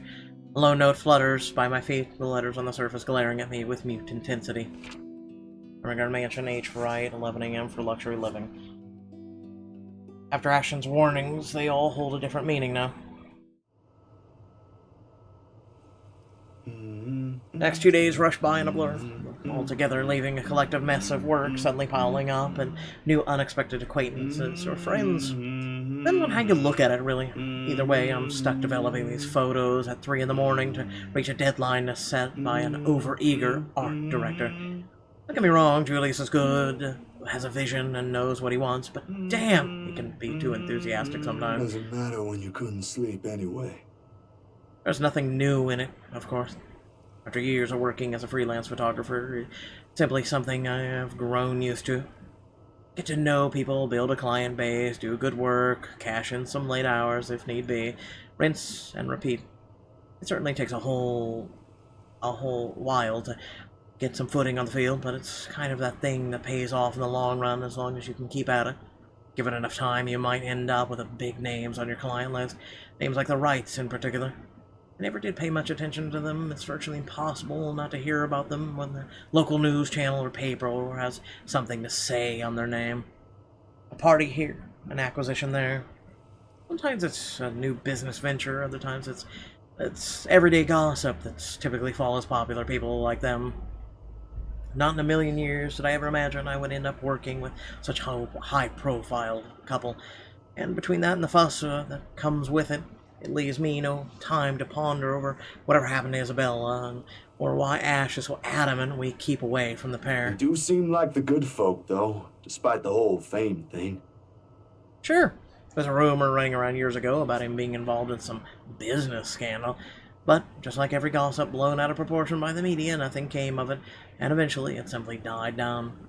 Much is definitely left to be said for the husband, but I doubt a woman like Miss Wright would pick him if he doesn't have any good points at all.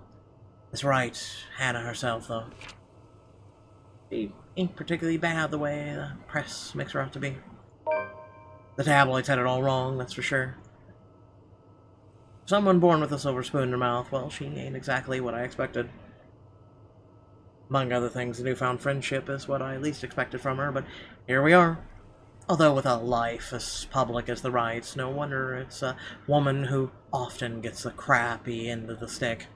I can't help but feel sorry for her. She's a real nice person when given the chance. Heck, she might even end up friends with Rebecca and Isabella too, if they weren't living worlds apart. Probably. The beep quickly pulls me back before the thoughts travel any further. In one practice motion, I carefully place the wet print I'm holding onto a drying rack and amble over my makeshift darkroom to get the last photos from the water bath. Inside the converted broom closet, the film processor lets out another soft clack before going on its standby mode. And its mouth alone photograph sits on the tray, barely visible with the lack of light. It's the last one tonight for the set Miss Wright requested. I don't usually make this a habit, giving away stuff, that is. It's bad for business, no matter how well-intentioned or generous you are. This exception, however. She did treat me well and was a pleasant companion all throughout the shoot. Even if she didn't ask, I would have probably just given her a few prints, just for the hell of it. Miss Wright ain't such a bad subject matter to begin with. And maybe this is just me, but for someone who has everything out the palm of her hands, all the money in the world, a loving husband, a plenty big mansion to call home, she's lonely. She just doesn't just appear like it. It shows in the tone of her voice, how she moves, and certainly in her smiles. Always hidden behind the glamour for the world to never see. Sometimes people like her, small things like this helps a little reminder the world can be kind too. Water drips from the paper as I blindly pick it up and gently lay it on another tray, holding a decent amount of photo flow. A few seconds later, under the solution it all needs before it's ready for drawing. No good rushing this last one, even if my body's already screaming for some decent snooze. My hand fumbles with the light switch, moving towards it with familiarity, while I fish for the squeegee among mess of tools on a drawer with the other. The bulb flickers twice before it glows, settles, and casts a soft light in the tiny space. When I glance back down, squeegee in hand, ready to finish the process and finally call it a night. What on earth? Her head is gone. I wouldn't say gone, it's just corrupted. Blurred and distorted beyond recognition, rather. The area completely smudged over, leaving no trace of the same sweet smile the good woman carried in all the previous prints. Damn, that was too careless. Common mistake to make, of course, if one is negligent enough to pick a newly processed photo in the dark, like I apparently did. It has happened before, loads of times actually, but I still can't help but feel a small pang of frustration over one mistake a newbie would likely make. With a sigh, I reach up for the switch again, intending to develop a new one from scratch. It could pass off for one of those supernatural pictures they show on TV, though. Memory clicks one cursory thought in the sea of many, and a short yet distinct second from the day before. A glimpse is all I got, but it's enough to burn the image in my mind. There was a shadow. No. A woman. In her 20s or early 30s, maybe? But with how far gone her flesh alone was come, it not possible to tell at first glance. The skin itself has already taken a sickly pale color, rotten in most parts, blood dripping from every open gash and lesion on her body. Bony hands gripping Miss Wright's neck with a noose, like straining the skin underneath with a vibrant shade of scarlet. I think when malice feels the gleam in her eyes. Zachary? Not for me, but for Miss Wright. Zach? Is something the matter? Oh, no, there's nothing wrong. I just remembered something, that's all. Let's get back to the pictures. Can you move a bit more to the left, yeah? The memory alone is enough to make me retch. I brushed it off then, a trick of the eye, I told myself, or a product of the heat. The weather had been unexpectedly warm recently, so it shouldn't be too surprising for such a thing to happen. And while blaming this on the usual fatigue and overworked brain, the weather, and an amateur error of my part, is far more convenient. It makes a whole lot of sense than what with the small voice inside my brain whispers. Same tiny voice that only makes itself known when something is afoul, the same one that's lent a curious ear to Isabella's worries about the mansion. And with each second I spend staring at the photograph, the murmurs in my head only grow louder against my ears. Someone has to know. Show the photo to Hannah? Show the photo to Ash.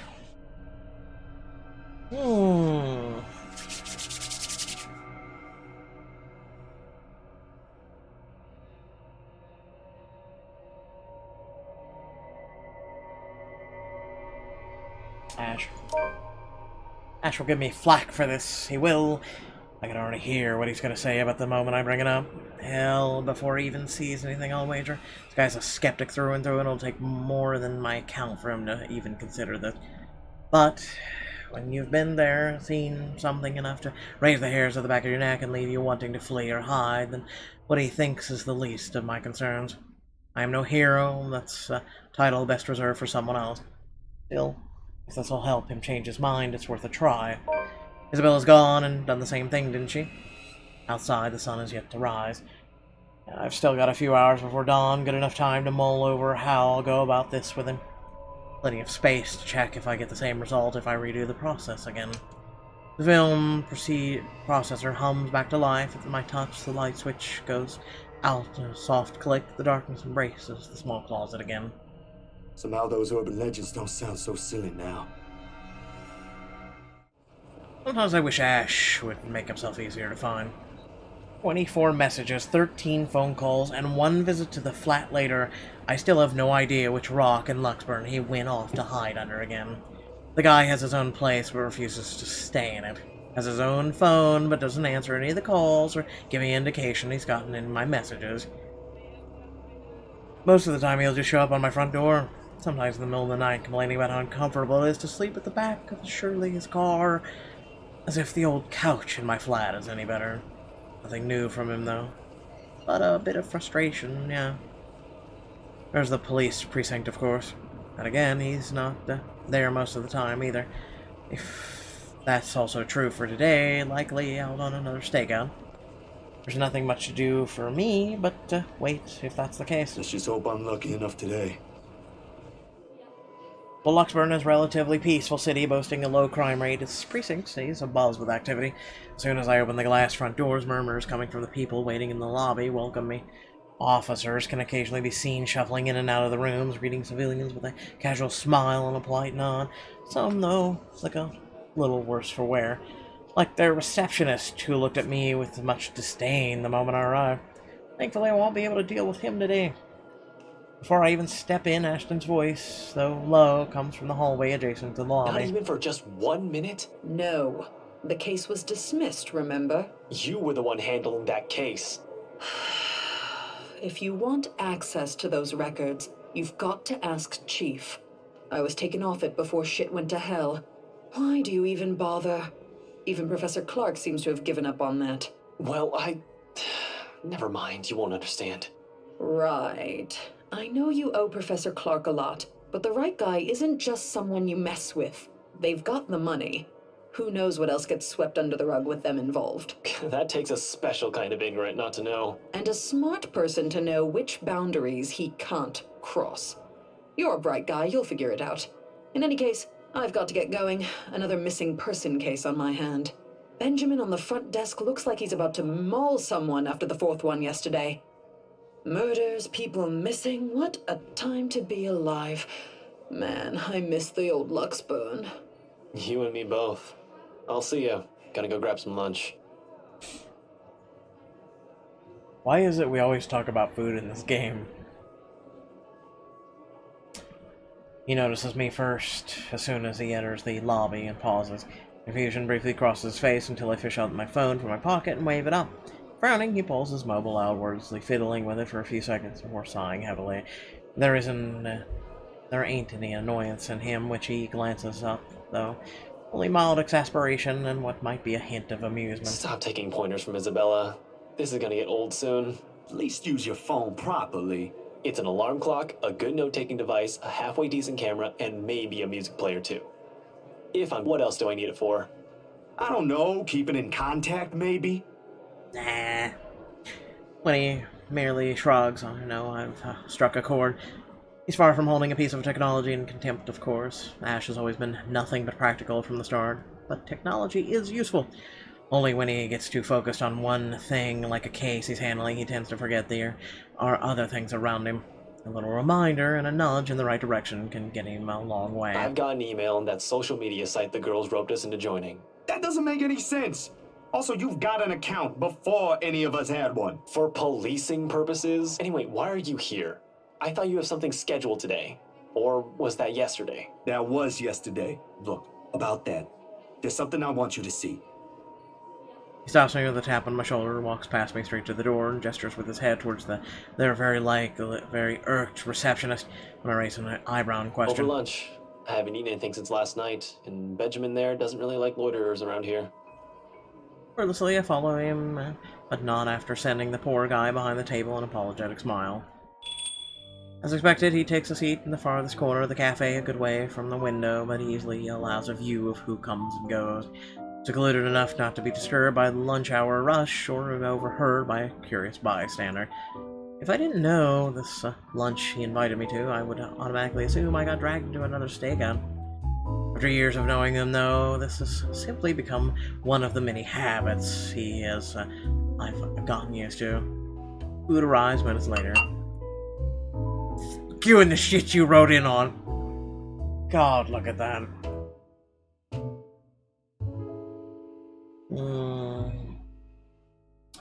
A slice of their vegetarian quiche for me. Meanwhile, Ashton has opted for a cup of coffee with a gracious serving of... You having cake for lunch? Bitch, I might.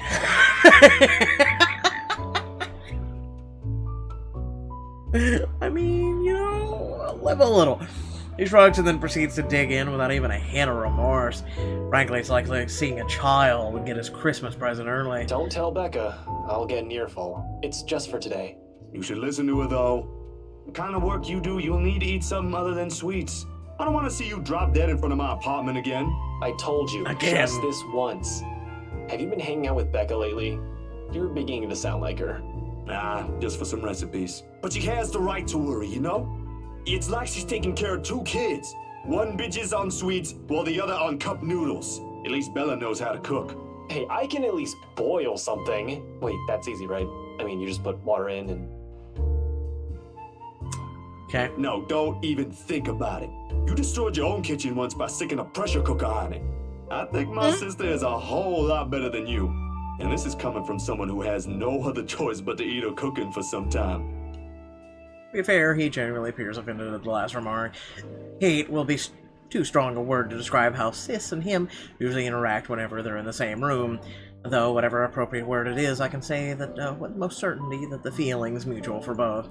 Ash thinks she nags too much, while Sis thinks he's trouble magnet I should stay away from. They're both technically right on their assessments. How's your sister, by the way? Still bullying white guys? What should I say?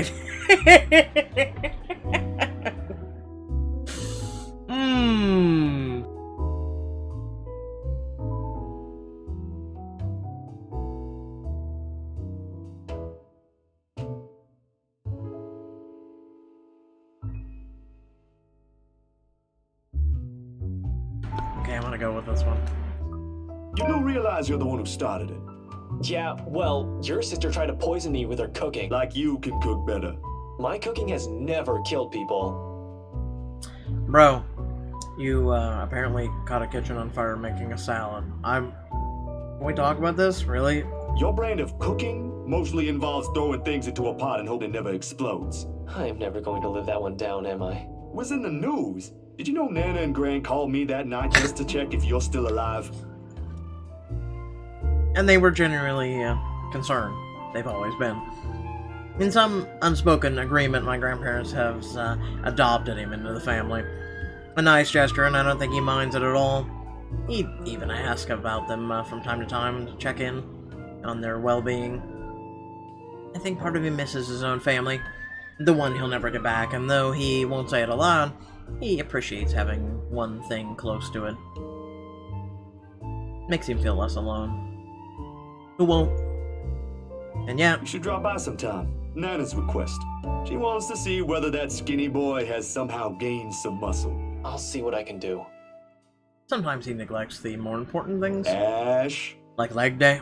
Some other time, Zach. Things are a bit hectic at the moment. Even for just a day? Psh, come on, Ash.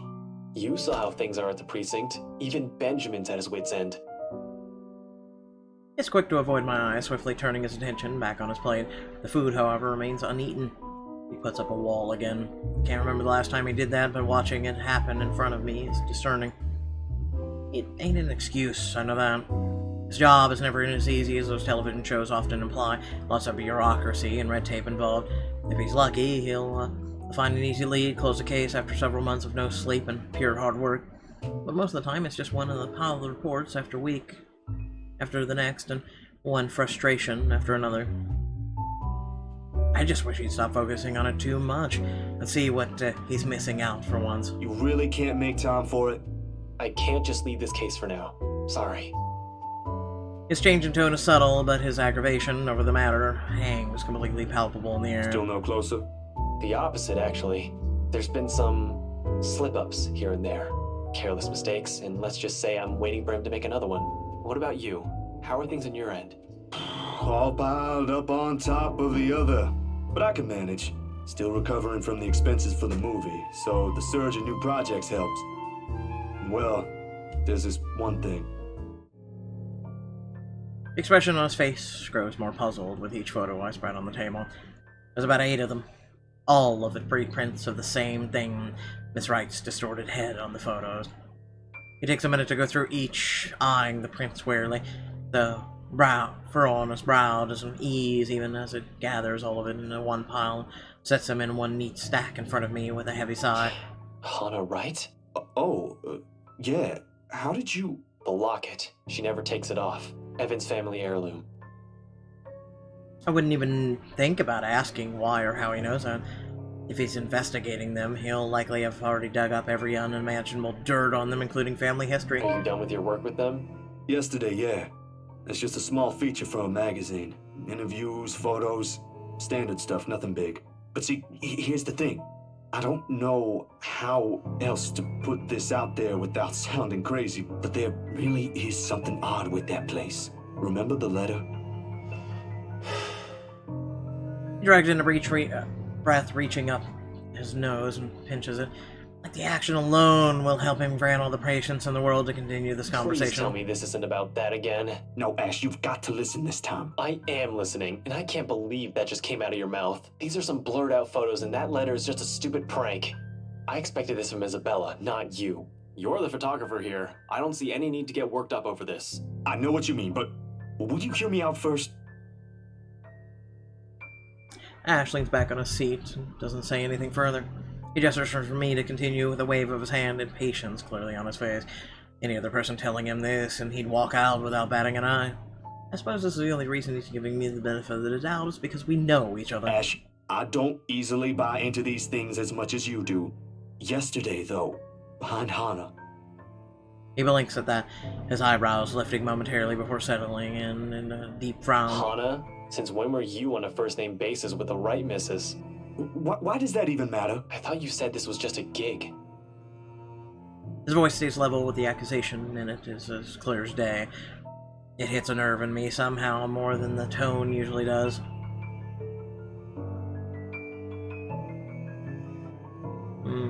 I do get where he's coming from, but...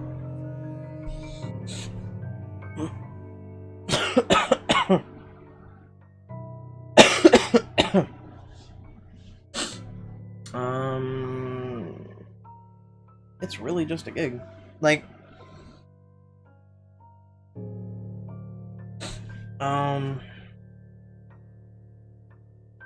That's not the point here. Is he assuming that we're... Why am I coughing as much?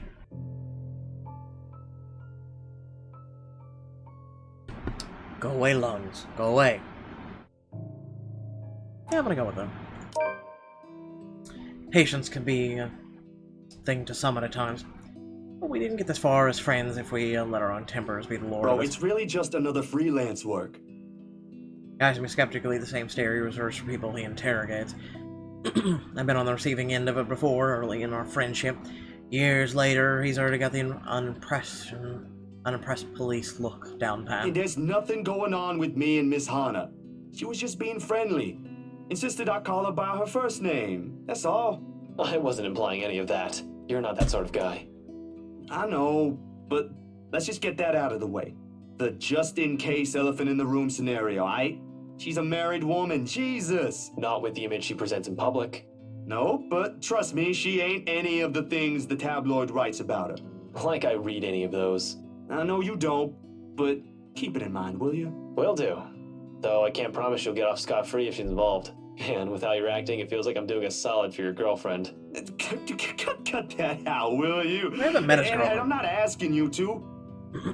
Besides, what's currently going on here is more important. Alright, lay it in. Counting everything takes the better half of our lunch, but he manages to listen through the entire thing without a snide comment. A feat in and of itself, actually. At the end of it, Ash merely nods and takes out his phone and excuses himself. Off to a far corner of the cafe for some privacy, if you can even afford that to have such a place as public as this. He returns in a little while, and he hands me a small card. Okay, so it's Professor guy again. I can't stop you if you're willing to believe in this crap. Give this guy a call. You're better off talking to him than me. He's at the public library now if you want to catch him there. He used to be my professor back in the university. Oh, no, I don't think that... Go on. I already gave him a heads up. You know I can't help you out, man. He gives my arm a tap and walks off, mumbling about checking back how things are at the precinct. I don't see his face when he leaves, but I know this is his little, own little way of helping out, despite what he doesn't voice it. Of all the places, it never crossed my mind that I ended up wandering into a public library today, considering I rarely ever visited. Somehow there have only been this kind of disconnection between me and the books in general. Sure, some of them held my attention in my youth during the brief times of the day I was left to my own with nothing to do. I went through the whole Grand's collection, as a matter of fact.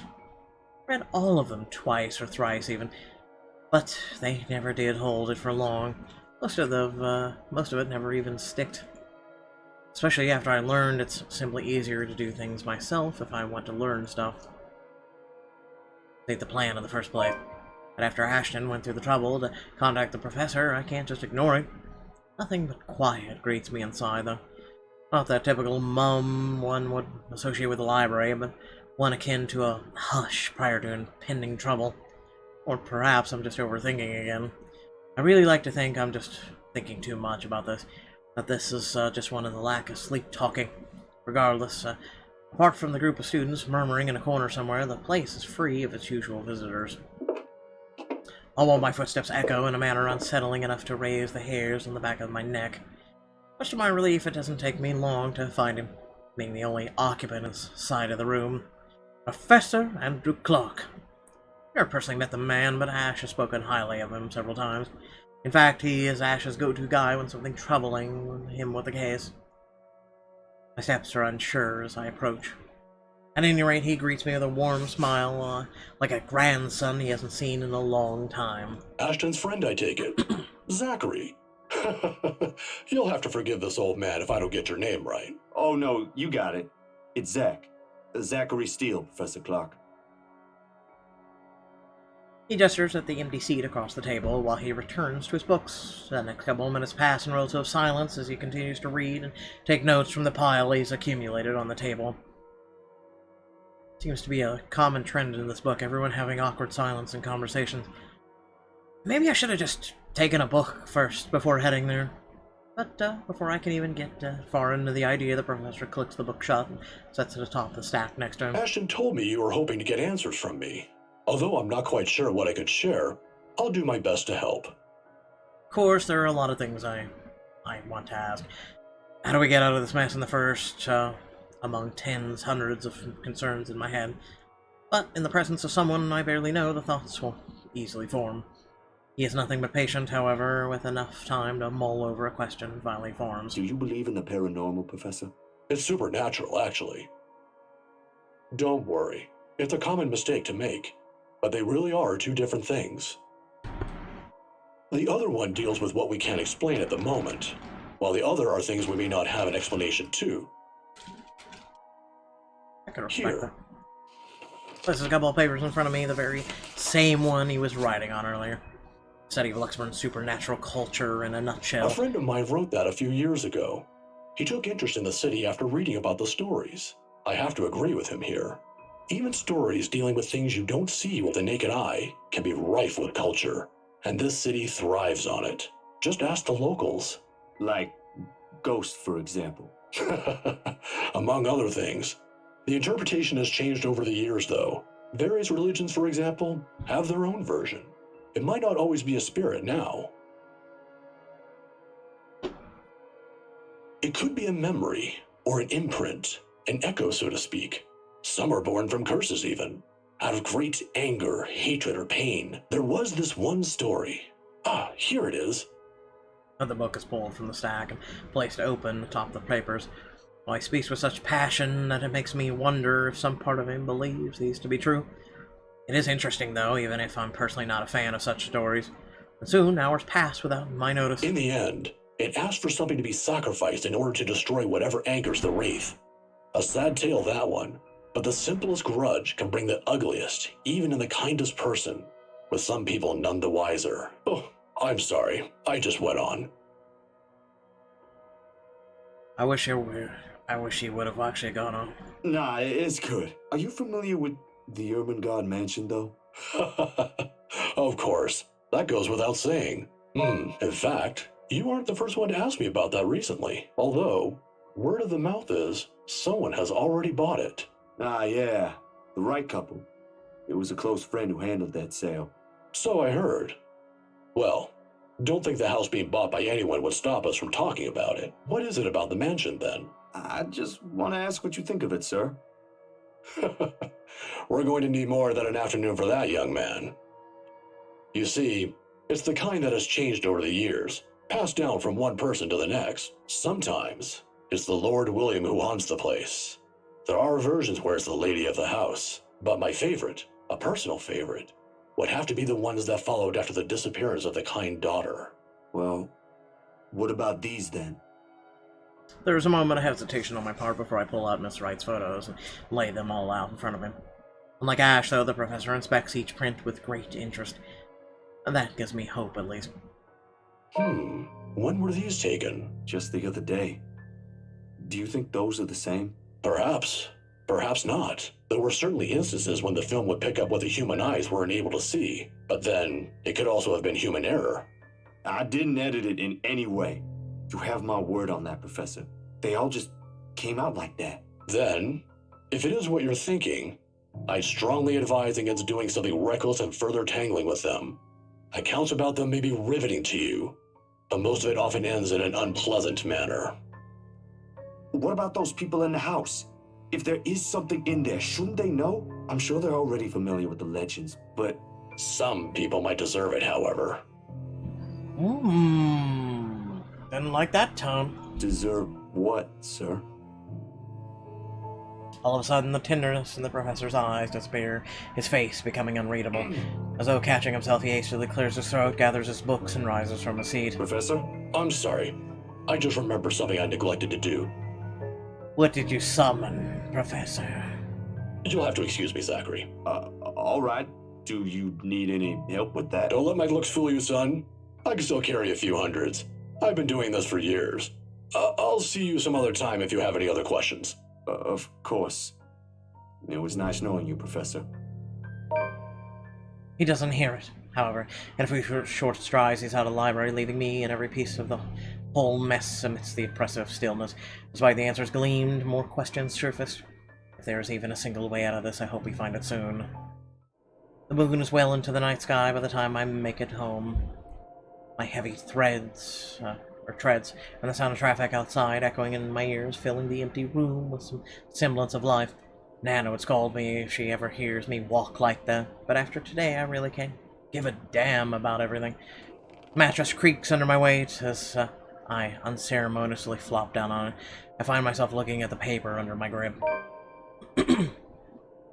An invitation and request to cover an event that writes housewarming party tomorrow evening. Raise your glasses, give cheers to the good times. You're cordially invited to the Wrights housewarming party, October 28, 2016, Friday, 3 o'clock in the afternoon, onwards. If only it were that easy, but it gives me a chance to talk to her about the thing in their house. With a sigh, I let my hand fall to the side of the bed along with the invitation. I'll think about it tomorrow when my head isn't muddled with the thoughts of a headless woman and the haunting smiles of a ghost. Belatedly, it occurs to me that the last meal I ate had been the one with Ashton, and an empty gnawing ache makes itself known, but I can't bring myself to stand up. Today was a complete waste of time, and frankly a disappointment. I don't like this. The lack of certainty, the disquiet, the lack of stable ground to stand on, the part where I do not know what will come tomorrow. Ever since that damn letter, everything has been thrown out of the loop. I wish everything stayed the same. Routine would have been easier to make sense of than this. Closing my eyes and let the noise from the streets below lull me to sleep. At the very least, that's the one thing that hasn't changed.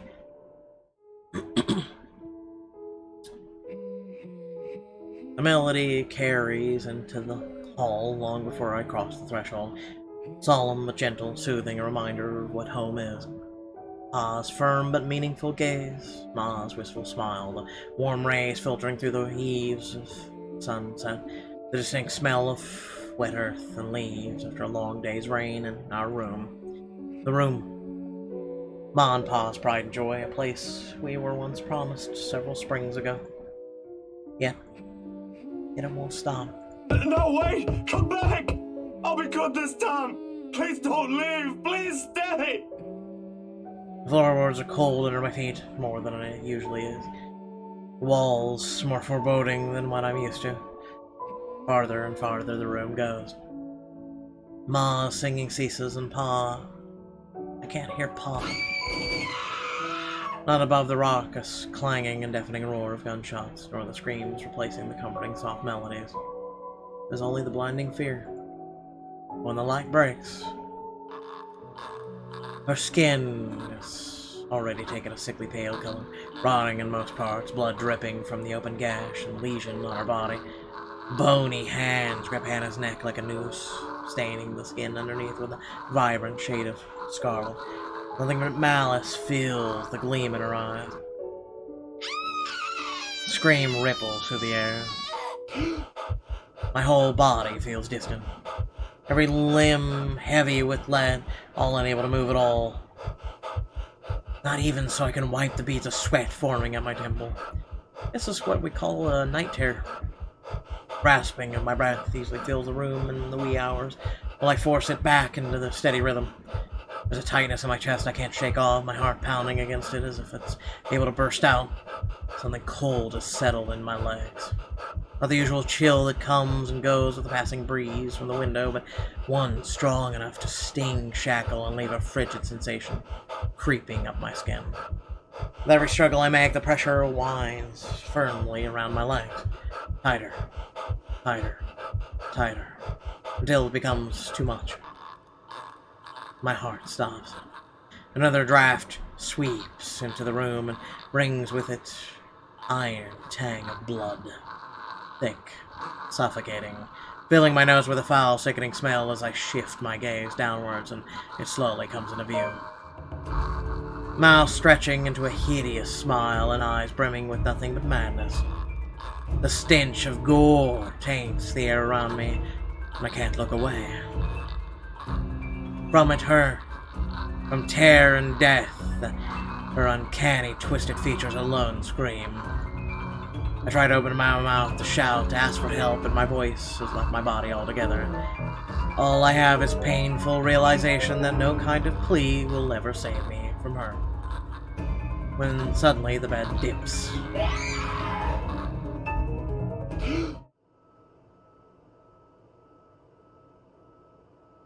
The brutal plunge back into myself jerks me awake. There's no ear-splitting scream, no wild thrashing of limbs, just painful, constricting awareness that something has wound itself tightly around my neck. I waste no second pulling it, a blanket, away, but allowing myself a few minutes to steady my breathing before getting off the bed. Inhale. Hold. Exhale. One step, 2 steps, 3. But the dreams have gotten worse. It was unexpected, and I screamed. Ever since 2 days ago, no longer are they small cursory flashes that I'm used to, but vivid ones that linger. I can still feel the blood in my hands, the putrid smell of rotting flesh, the sickening crunches of bone breaking with every movement, and her cold, chilling eyes as they bore into me. I draw in one long, ragged breath, and before I know it, I'm walking out the door. Even in the waking world, it reeks. The bench in the park is far from the most private place for my thoughts on Luckburn, considering its location at the heart of the bustling city. But in the early hours of the morning, it provides enough peace and quiet for any poor, problematic soul who happens to wander there. The city is just waking up a little later than usual, but knowing what day it is, I can't fault it for being a little tardy just this once. Yet neither the pleasant morning chill nor the soft twittering of birds does anything to banish the images. Every single one has rooted itself in my head, its claws digging deep into what is no longer a safe place to hide in. London Bridge is falling down, falling down, falling down. London Bridge is falling down, my fair lady. Used to be easy, finding some pretense of peace under the guise of sheer optimism, following a regular routine. Now I don't know what to make of it. Shut up, child. Sometimes it's easier to run, easier to hide when everything's falling apart. That way, you don't have to be the first to witness when it does. It worked when things went bad with the movie, after all. It also worked when Mom and Pa were taken from us. Maybe it really is better if I just... Hey, mister! Oh, finally you stopped singing. The tiny voice gives me pause. When I look up, a little girl, maybe about 6 or 7, is peering at me. 2 wide eyes overflowing with what can only be the natural curiosity one typically sees in children. I vaguely note that the St. Goretti uniform she's wearing before returning her greeting. Hey, kid. Kylie. Kylie? That's my name. Mama said it's rude not to call people by their names. She then flops down on the empty space beside me. Her little legs, still too short to touch the ground, swings in tune with a song she hums under her breath. Don't mind kids, Nana would often invite ones in our old neighborhood to give them treats. Of course, by then Sis and I were both too old to play with them, but you get used to the commotion eventually. Not completely as unpleasant as most people would imply. Kylie seems to be a well-behaved kid, actually. Oh, sorry. Nice to meet you, Kylie. Is Mama here? No, but my big brother's with me. You're not supposed to talk to strangers, kids. God damn it! He's taking pictures with his camera over there. She went to the far end of the park, the one closest to the street, where a kid is taking shots of something above him. It doesn't look like birds because all there is on the one side of the park are buildings. I don't see what's so interesting with the tip of a building, though. I'd take pictures of dogs if I were him. They're cuter. And you're smarter. Do you have a camera too, mister? Yeah, I'm actually a photographer. Mama said I'm too young to get a camera. I'm sure your mama will eventually give you one. But won't you be late for school like this? Big brother will get us there on time. Rowan promised Papa we aren't going to be late. It's sports day. So it's not good if you keep looking like that today. This voice. If it ends up raining and we lose, it's your fault. It's your fault. All right, I'll try not to upset the clouds today, kid. Is it because you're sick, mister? For I know how to smile spread over my face. They say kids ask the toughest questions sometimes, and they sure do, with how sincere Kylie looks. Lying feels like doing her a huge disservice. No, not sick. Just having a very, very bad day. Why is that? Is that like when my big brother ate all of my pudding? He did that once and then cried. It wasn't very nice of him. Is your brother also Majin Buu? Yeah, think so. You see, there's this mean girl. She's given my friends and I a lot of trouble. Hard to keep up when things are like that, you know? Especially when you can't do anything. It's kind of scary. Makes you wish things will just stay as peaceful as they used to be. Maybe she just wants to be friends with you? I highly doubt that. Yeah, friends go play in the cellar. She already hurt one of my friends. What if she's just sad? Or maybe she just wants help. You hurt people to get help? No. That's what happened with Melody. I let her borrow my crayon when she left hers. Now we're playmates. It's not really the same thing, Kylie. What she did, they're pretty bad things. I still think there's another reason. Did you try talking to her? That's what Mama said I should do. Children. They're so cute, aren't they? They're so fucking adorable. I don't think that'll work either. You haven't even tried yet. You sound like Rowan. You didn't ask if I tried or not. You're just scared, mister. That strikes a chord. Maybe it's honesty in her tone or simply the truth in the words itself. I don't know why, but I can't help it. I laugh. Not enough to disturb an elderly couple taking a leisure walk nearby. Why are you laughing? Because you're a child. That's nothing. You're a really smart kid, you know that? That's what I've been doing, ain't it? Go full speed ahead, then backtrack when the going gets tough, stay in my safe zone because that's what I know. Once, Dr. Naravu said I should be the first one willing to deal with my problems before anyone else. I didn't show up on our next appointment after that. But he's right. And though I hate to admit it, knowing what I've seen, the kid makes a good point too. I've been so caught up thinking there might be not a way out. Maybe there isn't, or maybe there is, but that doesn't mean I should just give up and leave it to fate. Aren't spirits supposed to be humans before, right? And people they cared about lived their life on their own, smiled, laughed, like the rest of us does.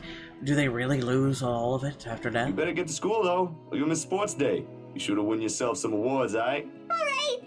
Can I show it to you when I do? That can cheer people up, right? In the distance, her brother calls for her, and I took that as a sign to leave. Have things to do, to face, the first steps, they say. I'm good now, I think. Thanks to you. Besides, Mister needs to go, but you should show it to Mama and Papa. I'm sure they'll be proud of you, Kylie. I will. Thanks, mister. Bye. I give her a little pat on the head before heading my way. A small gesture of thanks from a stranger she didn't know she might have helped. She may not understand it now, but even though at such a young age she already has this understanding of things, but maybe when she's older, when the world no longer seems too big for her. But aren't you going to help me, mister? With what? Confused, I glance back. Whatever cheer our little talk brought has vanished under the shadows, suddenly dancing in my eyes. This frigid air is most definitely not how the morning chill should feel, like bitter, stinging, unwelcoming. And the kid... What do you think, mister? Are you going to help me? What do you want from us? The response never comes, however. Because when I blinked, gone. Hello? Mister? Are you okay? For several passing seconds, I let my stare linger on her face, waiting for any sign of another change. But after that remains, and there's a carefree smile of a child. None of the spite, none of the cold, bloody smile. Nothing, huh? I really need to go, Kylie. It was nice meeting you. See you again, mister! I don't trust the child. Burn her at the stake. I break into a run. I don't look back, not even as I bump into a couple of passerbyers. As soon as I'm out on the busy streets, going insane. This is what this is. And if we don't do something soon, we all will be. The Tremors follow me even when I get home. I'd hoped a little stroll around the block for a few hours would help. A little stroll. Instead, I am assaulted with more images of her smile, the loathing in her eyes, the stench of gore, the horrid crunch that comes with every movement she makes. Even old memories have been sullied by her. Ma's song no longer sounds as sweet as it's meant to be. In the end, all I've got is a sinking feeling that I will never be rid of her image, and another ridiculous idea that may or may not even work. The sun is already hanging low on the horizon when I make it back. However, the first time coming home feels more like a chore. Only I didn't arrive to an empty room. Because as I open the door, I'm greeted by none other than Ash. Sup, Z-Man? Called him. I told you we should have called him before going here. Oh, you're here too. It's fine. It is Ashton I see first, sitting comfortably on my couch, munching on my bag of chips, with his both feet propped up atop my coffee table. Unmannered, disrespectful, rude piece of... Whatever proverbial stone has made a home at the pit of my stomach automatically flies right out the window at the sight of him. But before any exasperation could set in, my attention is taken by the other argument in the room. Isabella perches on the only other chair in the room, attempting to make herself smaller, it seems, from how closely she's hugging her arms against her. Nevertheless, she gives me a small smile when she notices my stare, yet somehow there ain't any warmth in it like it's supposed to have. Hey, Zach. Sorry we just barged in here. Ash was... Relax. Z-Man gave me a copy of the key himself. Only after you broke the 13th one? I can't keep replacing them every time you think it'd be a good idea to break into my apartment. And stop calling me Z-Man! I didn't break anything this time. Ash, just because I gave you a key doesn't mean you can just stroll in here whenever you want to. And, hey, is that my... Ash smirks at me because, of course, he has the gall to smirk knowing what he did. He pops in whatever... Oh, it's very likely to be the last chip into his mouth and folds the wrapper neatly on the table before throwing it on the nearby trash. From her chair, Isabella shoots me an apologetic smile as soon as the foil hits the waste bin with a dull thunk. Common sense dictates that I should be angry. But after everything, having something normal play out in front of me, no matter how childish their antics can get, I can't bring myself to muster even a tidbit of it. Behind me, the television starts blaring the music for the end credits of a movie. They have likely been waiting for a while if Ash has gotten impatient enough to rummage through the cupboards and watch something. Of course he eats all of it. You know, I was saving that for the weekend. Did you at least share some with Bella? Don't worry about it. I'm good, Zach. Really? But it's free food, you know? What was that you usually say? You don't say no to free food? What happened? No, I'm just not hungry. Ash only shrugs at the question in my eyes.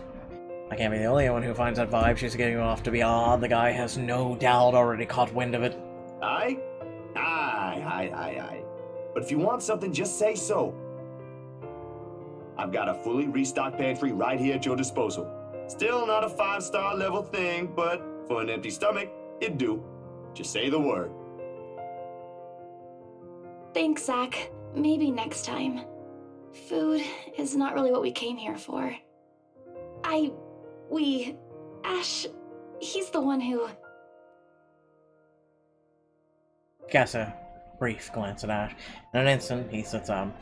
Every trace of amusement is gone from his face as he clasps a hand in front of him and leans forward. A minuscule gesture meant to ease, yet the grim expression on him tells a different story altogether. Alright, you two, what's this about? I don't like those looks. What I said was weird, I'm aware of that. But I'm not taking it back. Isabella's not the only one here who's seen it. Maria, thanks for subbing on YouTube. A short but tense pause follows. Thus stalling. Under normal circumstances, I'd wait with these two, but the more you force it, the more they'll clamp down on you. But as a handful of seconds continue to slip by, the unsettling feeling in me also grows with it. Soon it turns into impatience. Before I can demand a response, though, one of them simply speaks up. It is Ashton who first speaks. I'm not asking you to. No, you're right. There really are some odd things going on here lately. How is everything with you lately, Zach? Hold on, Ash. Both of you. Did I just hear you say that? Is this why Isabella's here? Has something happened? Calm down, we're just here to check on things. So, did you meet Andrew about the photos? What photographs?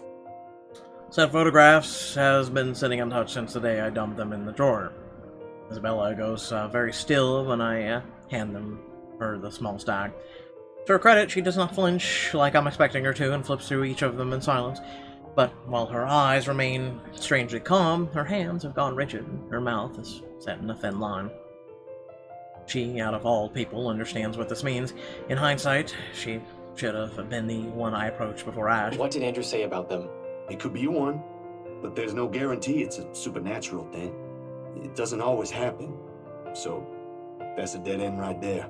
Now that I think about it, bothering that guy for this feels pretty silly now. But with the dreams lately... That's all? Did he say anything about the damn letter at all? Did you ask him even?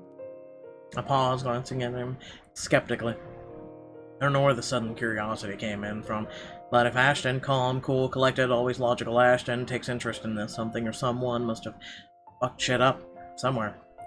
Or the world is ending. Seconds pass. The apocalypse I'm expecting to go along with doesn't arrive, however. Yeah, that's really everything. The letter kind of slipped my mind. The photos were more important at that time. There was some stuff about the local horror stories, though. Talked about the curses, and he was really fascinated with the story about a wraith asking for a sacrifice to move on. Kinda nasty if you ask me, but it does make sense if you simply go along with it. I'm not sure how this will help in the grand scheme of things. Why are you asking about this anyway? Rose's death isn't just a coincidence, Zach. It may have something to do with... I may have... Wait. Stop right there for a sec, Bella. I thought you ain't buying this stuff, Ash. Just the other day, you said the exact same thing. I still don't, but even Rebecca, out of all people, claims there's something. Whatever this is, someone has got to look into it. Everything about this screams shady. Are you sure you even have the time? Ain't you busy with your current case? I got taken off that one. You didn't say you were taken off your case. I just got the news this morning. Apparently the higher-ups think I'm doing a horrendous job at it. It doesn't matter though. If these two cases are connected like I initially thought, then regardless, I'm on the right track. Are you sure we should even be doing this? Doing what exactly? There's someplace we'll visit after this. Too vague for comfort, Ash. And please don't tell me you're bringing her with you.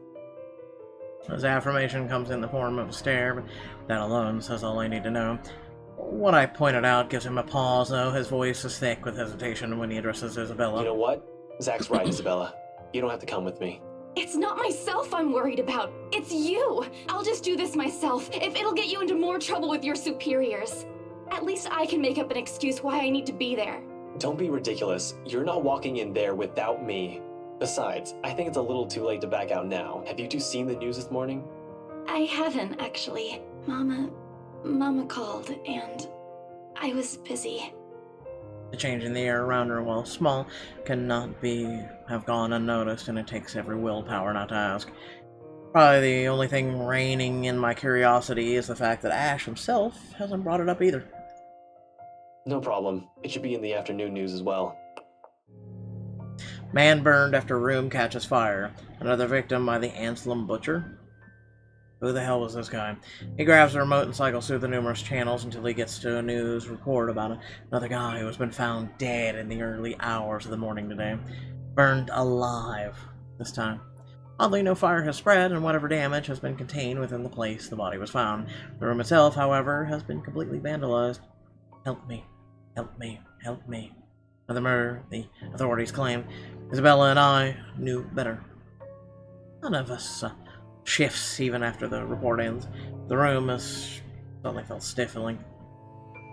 Ashton's eyes have gone hooded with what appears to be restrained anger, and the remote in his hand creaks wildly or mildly under his grip.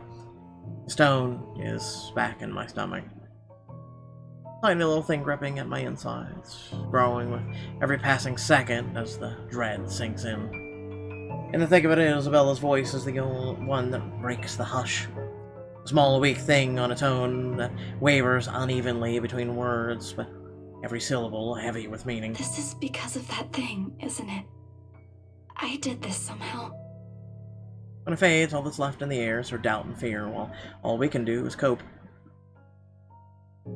Is there something I can say to make her feel better?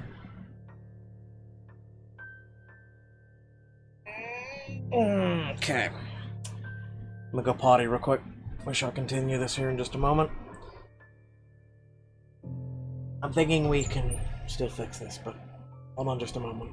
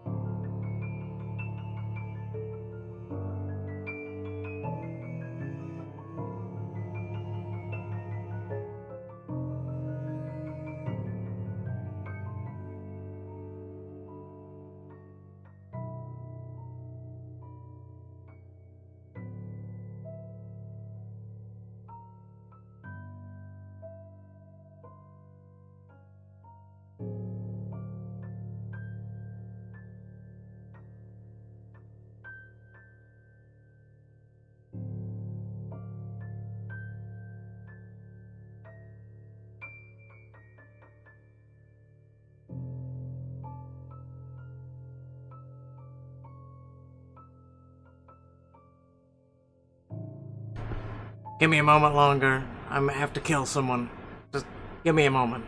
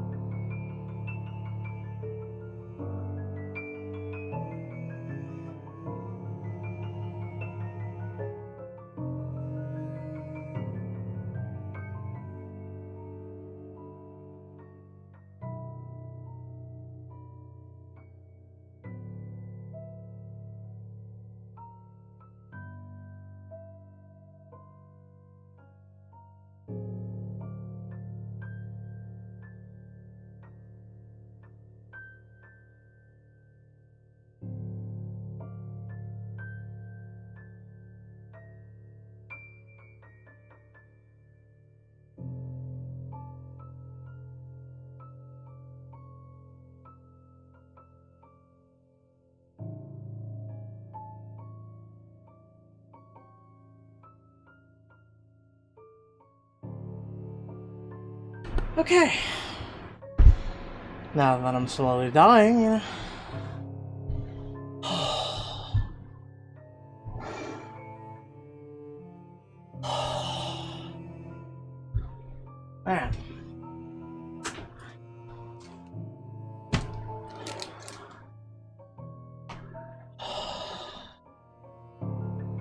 Just a moment while I regain my composure.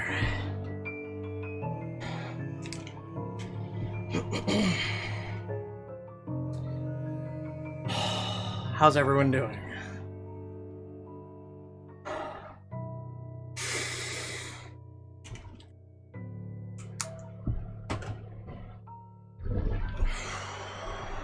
Okay.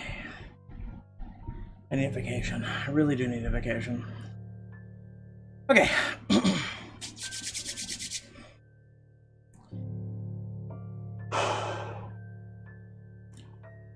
To fix this, stay silent. Fix It ain't too late. We could still fix this. There's 3 of us here. 4 if you count Rebecca. No, she's staying away from this. She lifts her gaze at me, eyes steady and shoulders squared as she holds it against the baffled look I give her. Although in the next second it immediately softens, it takes me by surprise nevertheless. In those brief moments, it's like I faced a different person. I don't want to involve her in this any more than I already have. Both of you as well. I already said it. That's completely out of the question. Stop asking. Still in all, that's 2 extra heads who can do the thinking. Between us 3, I'm sure we'll figure something out pretty soon. Don't make this whole thing sound like it's a piece of cake to deal with. It ain't. But better than sitting around, yeah? Plan is still a plan. You're going to shoot yourself in the foot one day with that kind of thinking. We don't even know who's doing this. The last 2 murders might just be similar incidents done by 2 different suspects. Hasn't stopped you from going after them before. Remember that time when you... Okay, stop right there. There will be no retelling of that incident today, Z-Man. Or ever. Keep calling me Z-Man and maybe I will. Suddenly, Isabella laughs. Though her muffled by her hands, it rings light and easy against the thick tension in the room. Still a far cry from the usual cheer she carries, but brings a welcome shift in the otherwise dreary mood. Thanks, you two. I'll tell you about it when he's not around. Give it up, Z-Man. She's not interested. Who says I'm not? Ash makes a face but chuckles at the jest despite himself. Why am I even friends with you two? Because you would have nowhere else to crash. And like this, most of our worries ebb away, if only for a few moments. They take their leave, mere minutes before close to sundown. Regardless of the lighter mood, little has been said of their plans, only vague hints of what they're aiming to do after. Well, it ain't any of my business to know, something about this whole thing still gnaws at me. A tiny passing thought urges me to do something as well. At this hour, the streets are once again busy with people heading home after a hard day's work. Little of the bustle matters to them as they step out to the crowded walkway, however. Ash especially. There's only his goal in mind. I'd wager there's nothing I can do to stop him at this point. I decided on it long before they made the decision to drop by. But despite this, Isabella lags behind. Thank God for cough drops. Worried creases back on her forehead as she watches Ash leave to get his car. Something wrong, Bella? No, Actually, can you take home Becca for me after this? I really didn't get the chance to tell her where I'm headed off to. Tell her I'm okay, and we're... No, just that. That's all. You sure I should skip on that part? If she finds out about this, she'll be angry. I don't really want to deal with angry Rebecca. It gives me a stomachache just thinking about it. Neither do I, but I'll handle it if she gets mad. Just make sure she's safe and tell her to be careful. You too. Take care of yourself. Why do you sound like you're gonna die? Almost abruptly, she pauses, the gaze in her eyes hardening as she lapses into another one of those long-distance silences from earlier. This ain't just because of the whole fiasco with the letter anymore. I don't want what happened to Rose to happen to you guys as well. This one cuts deeper. Before I ask about it, Ashton returns, casually swinging his car keys on one hand and gestures at Isabella. Come on, we don't have much time. Shirley's waiting. Who's sure? Oh, right. Don't answer that. I don't want to hear it, you huge dork. Says the person who gave her stuffed toys names. Batcat? Really? It's cute. Yours is just weird. I'll see you later, Zach. She spares me another smile as I watch her walk off. Only now did it occur to me that none of those she gave today ever did reach her eyes. Make a grab for the back of Ash's parka. He staggers briefly before correcting himself and shooting me a confused stare. Is she alright? What? Who's okay? Isabella. She's been, I don't know, out of it today? Did something happen earlier? Scowl on his face says it all. She's actually been like that this morning. I'll ask, but... Just do me a favor and watch over her. We have no idea what we're dealing with. I don't know what happened to her since the last time I saw her, but from how she's been doing today, whatever it is, seems like a pretty big deal. Wait, you didn't annoy her again, did you? Because I swear to God, if you did, you've got another thing coming for you. What? No. Why would I? Just so you know, I already apologized for the one at the movie house. Granted, she deserved more of an apology, but I meant it that time. I'm just asking. I'll take your word for it. But if you can find out what's bothering her, that'd be nice. Honestly, I don't think it's the letter this time. I'll see what I can do. Make sure you keep yourself out of harm's way, alright? Yeah, you too. Don't do anything reckless again. Reckless, no.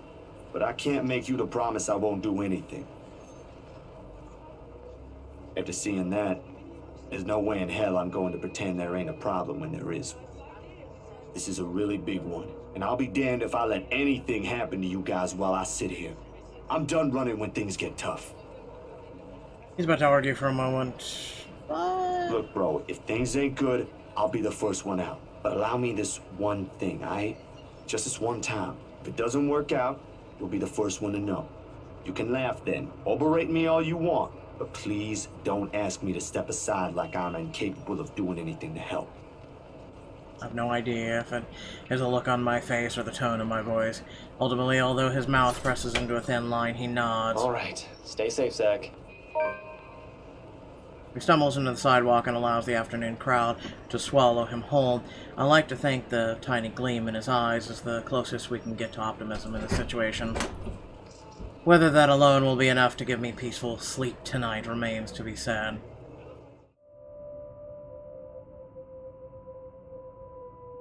Night falls, and despite my best attempts, sleep continues to elude me. With her image still stuck in my head, flashing every moment, it catches me off guard with Ma's lullaby still echoing in my ears, no longer the soft tune it once was. And the terrible gnawing at the pit of my stomach is... it's no wonder I can't bring myself to drift off even a little.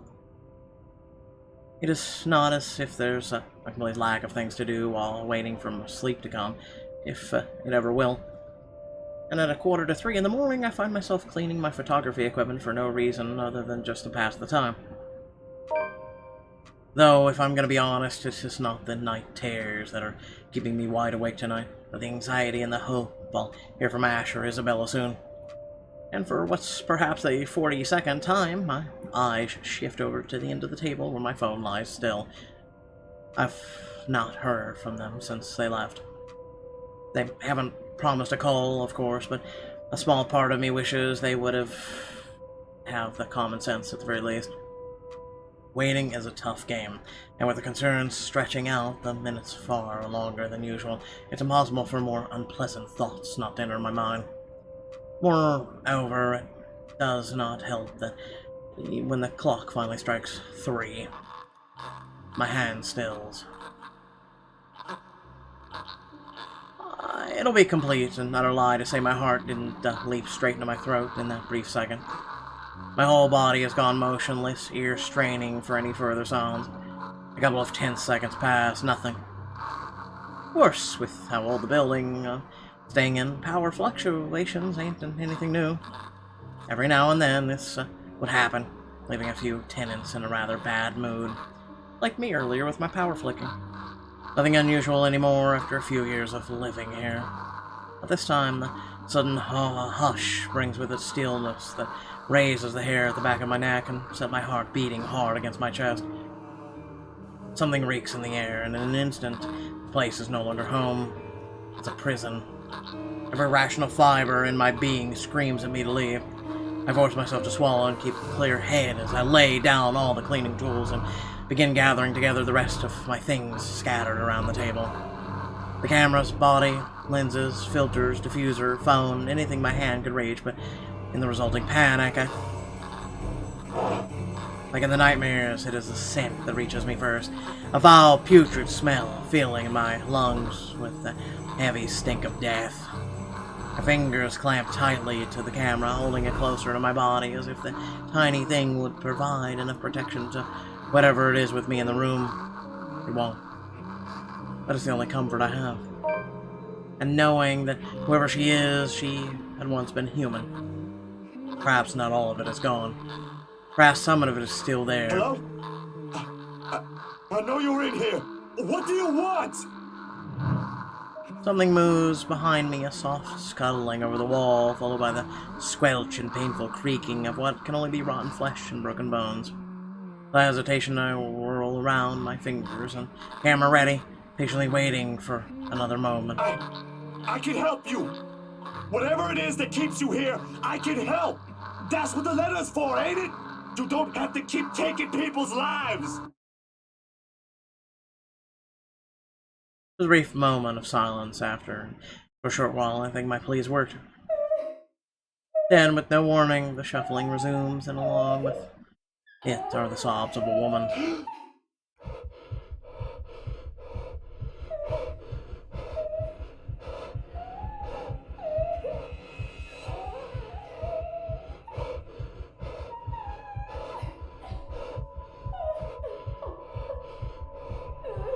I can only spend the...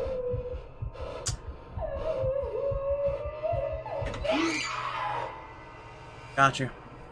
Light flashes fleetingly one last time, allowing me a glimpse of her grotesque, misshapen features before once again lost in the darkness.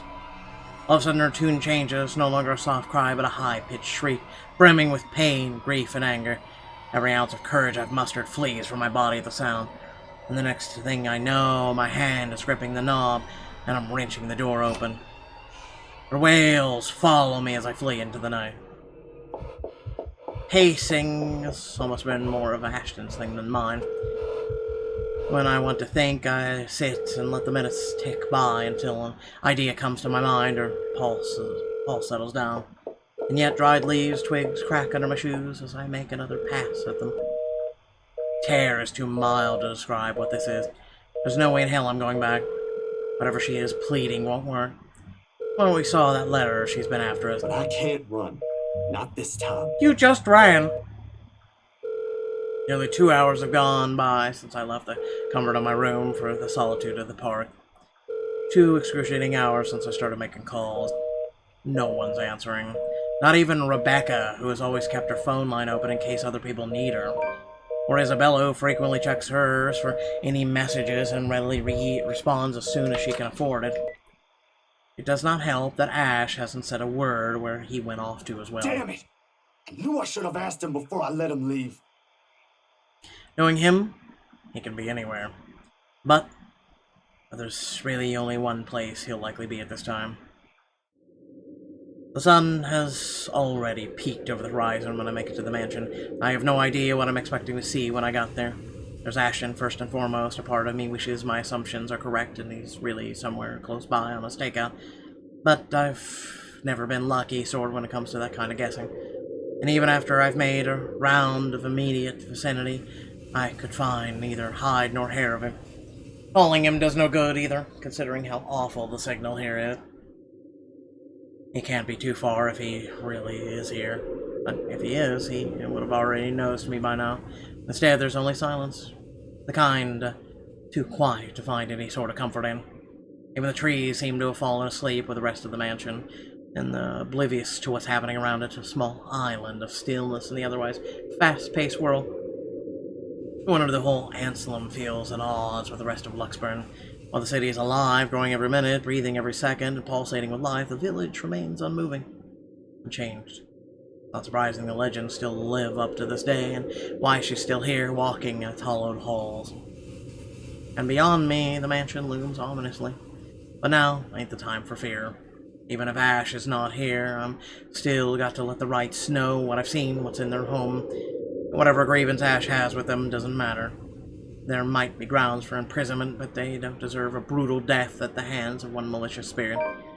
I'm sure Isabella would want the same thing. I head straight for the door without a second thought. It takes a few rings, the sound loud above the foreboding stillness before I hear footsteps on the other side. Get it? Only a Nazi would knock at such an ungodly hour. What time is it? Where's that damn butler when I need him? Before long, the door swings open, widely open, with Mr. Luke Wright standing behind it. Seething would be a complete understatement to describe him. Like this, I've got no doubt why Ash would find him a suspect. You? How the hell did you get in here? Something tells me this is where he's gonna say it. What in 7 hells do you want? I want to warn you, but simultaneously not you, just your wife. It's bloody 6 in the morning! Listen, sir, I know this is not a good time. Oh, it's not a good time! Did you even check the clock before coming here? I bet you didn't! Unlike you, the ones living in this house need to sleep. Come back when people are actually awake, or I'll call security on you. Before I get a word in, he slams the door to my face and bolts it shut with much finality. Wait, sir, you gotta hear me out. You're both in danger if you stay in there. Have you seen the news lately? Everything's not a coincidence. Only silence answers me. Maybe if it was Miss Wright. Oh, who am I kidding? There are limits to how far a person will believe in you. Then again, I didn't believe Isabella when she warned us. And now I'm here, desperately trying to save people, even if I'm aware it's completely out of my own capacity to do so. If this is what they call karma, if so, this is one horrible way of turning things around. Taking people's lives, playing with people's fears, making them feel useless. You're around, ain't you? You here? Inside this house? Listening, watching, or whatever it is that you spirits do? What did they do to you? I can help you, you know? If it'll let you move on, I'll gladly do so.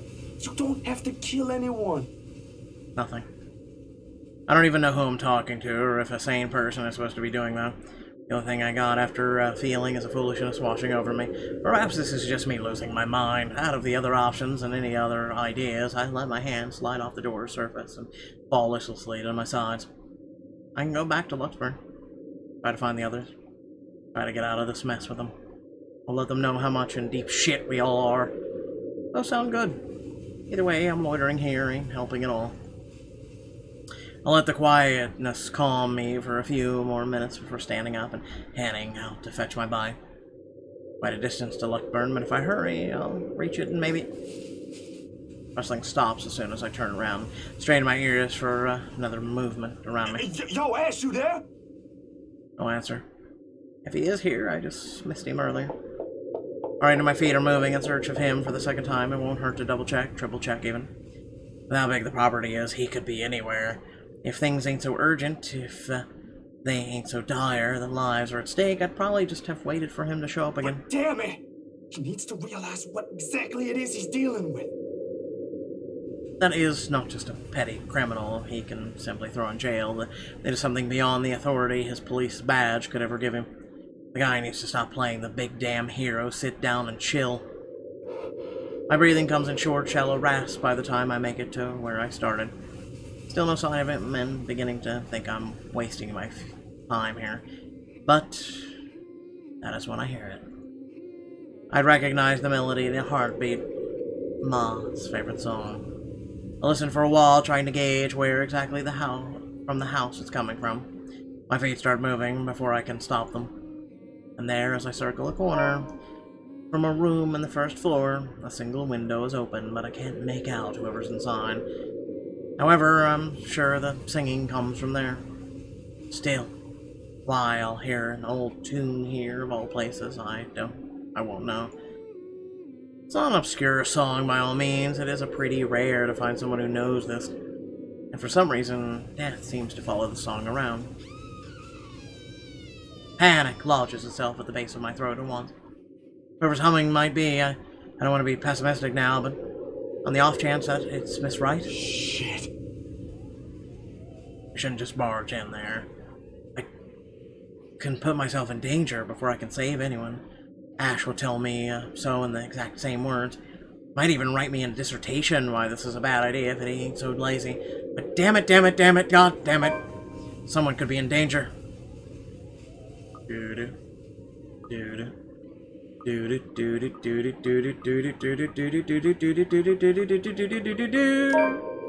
the end, the irrational part of my brain wins out. The half that has spent too much time around Ash. It's right, though, the reasonable part. If I do force my way in and find something unpleasant, how am I going to fight back with my camera? No matter where you look at it, that's simply asking for a painful death.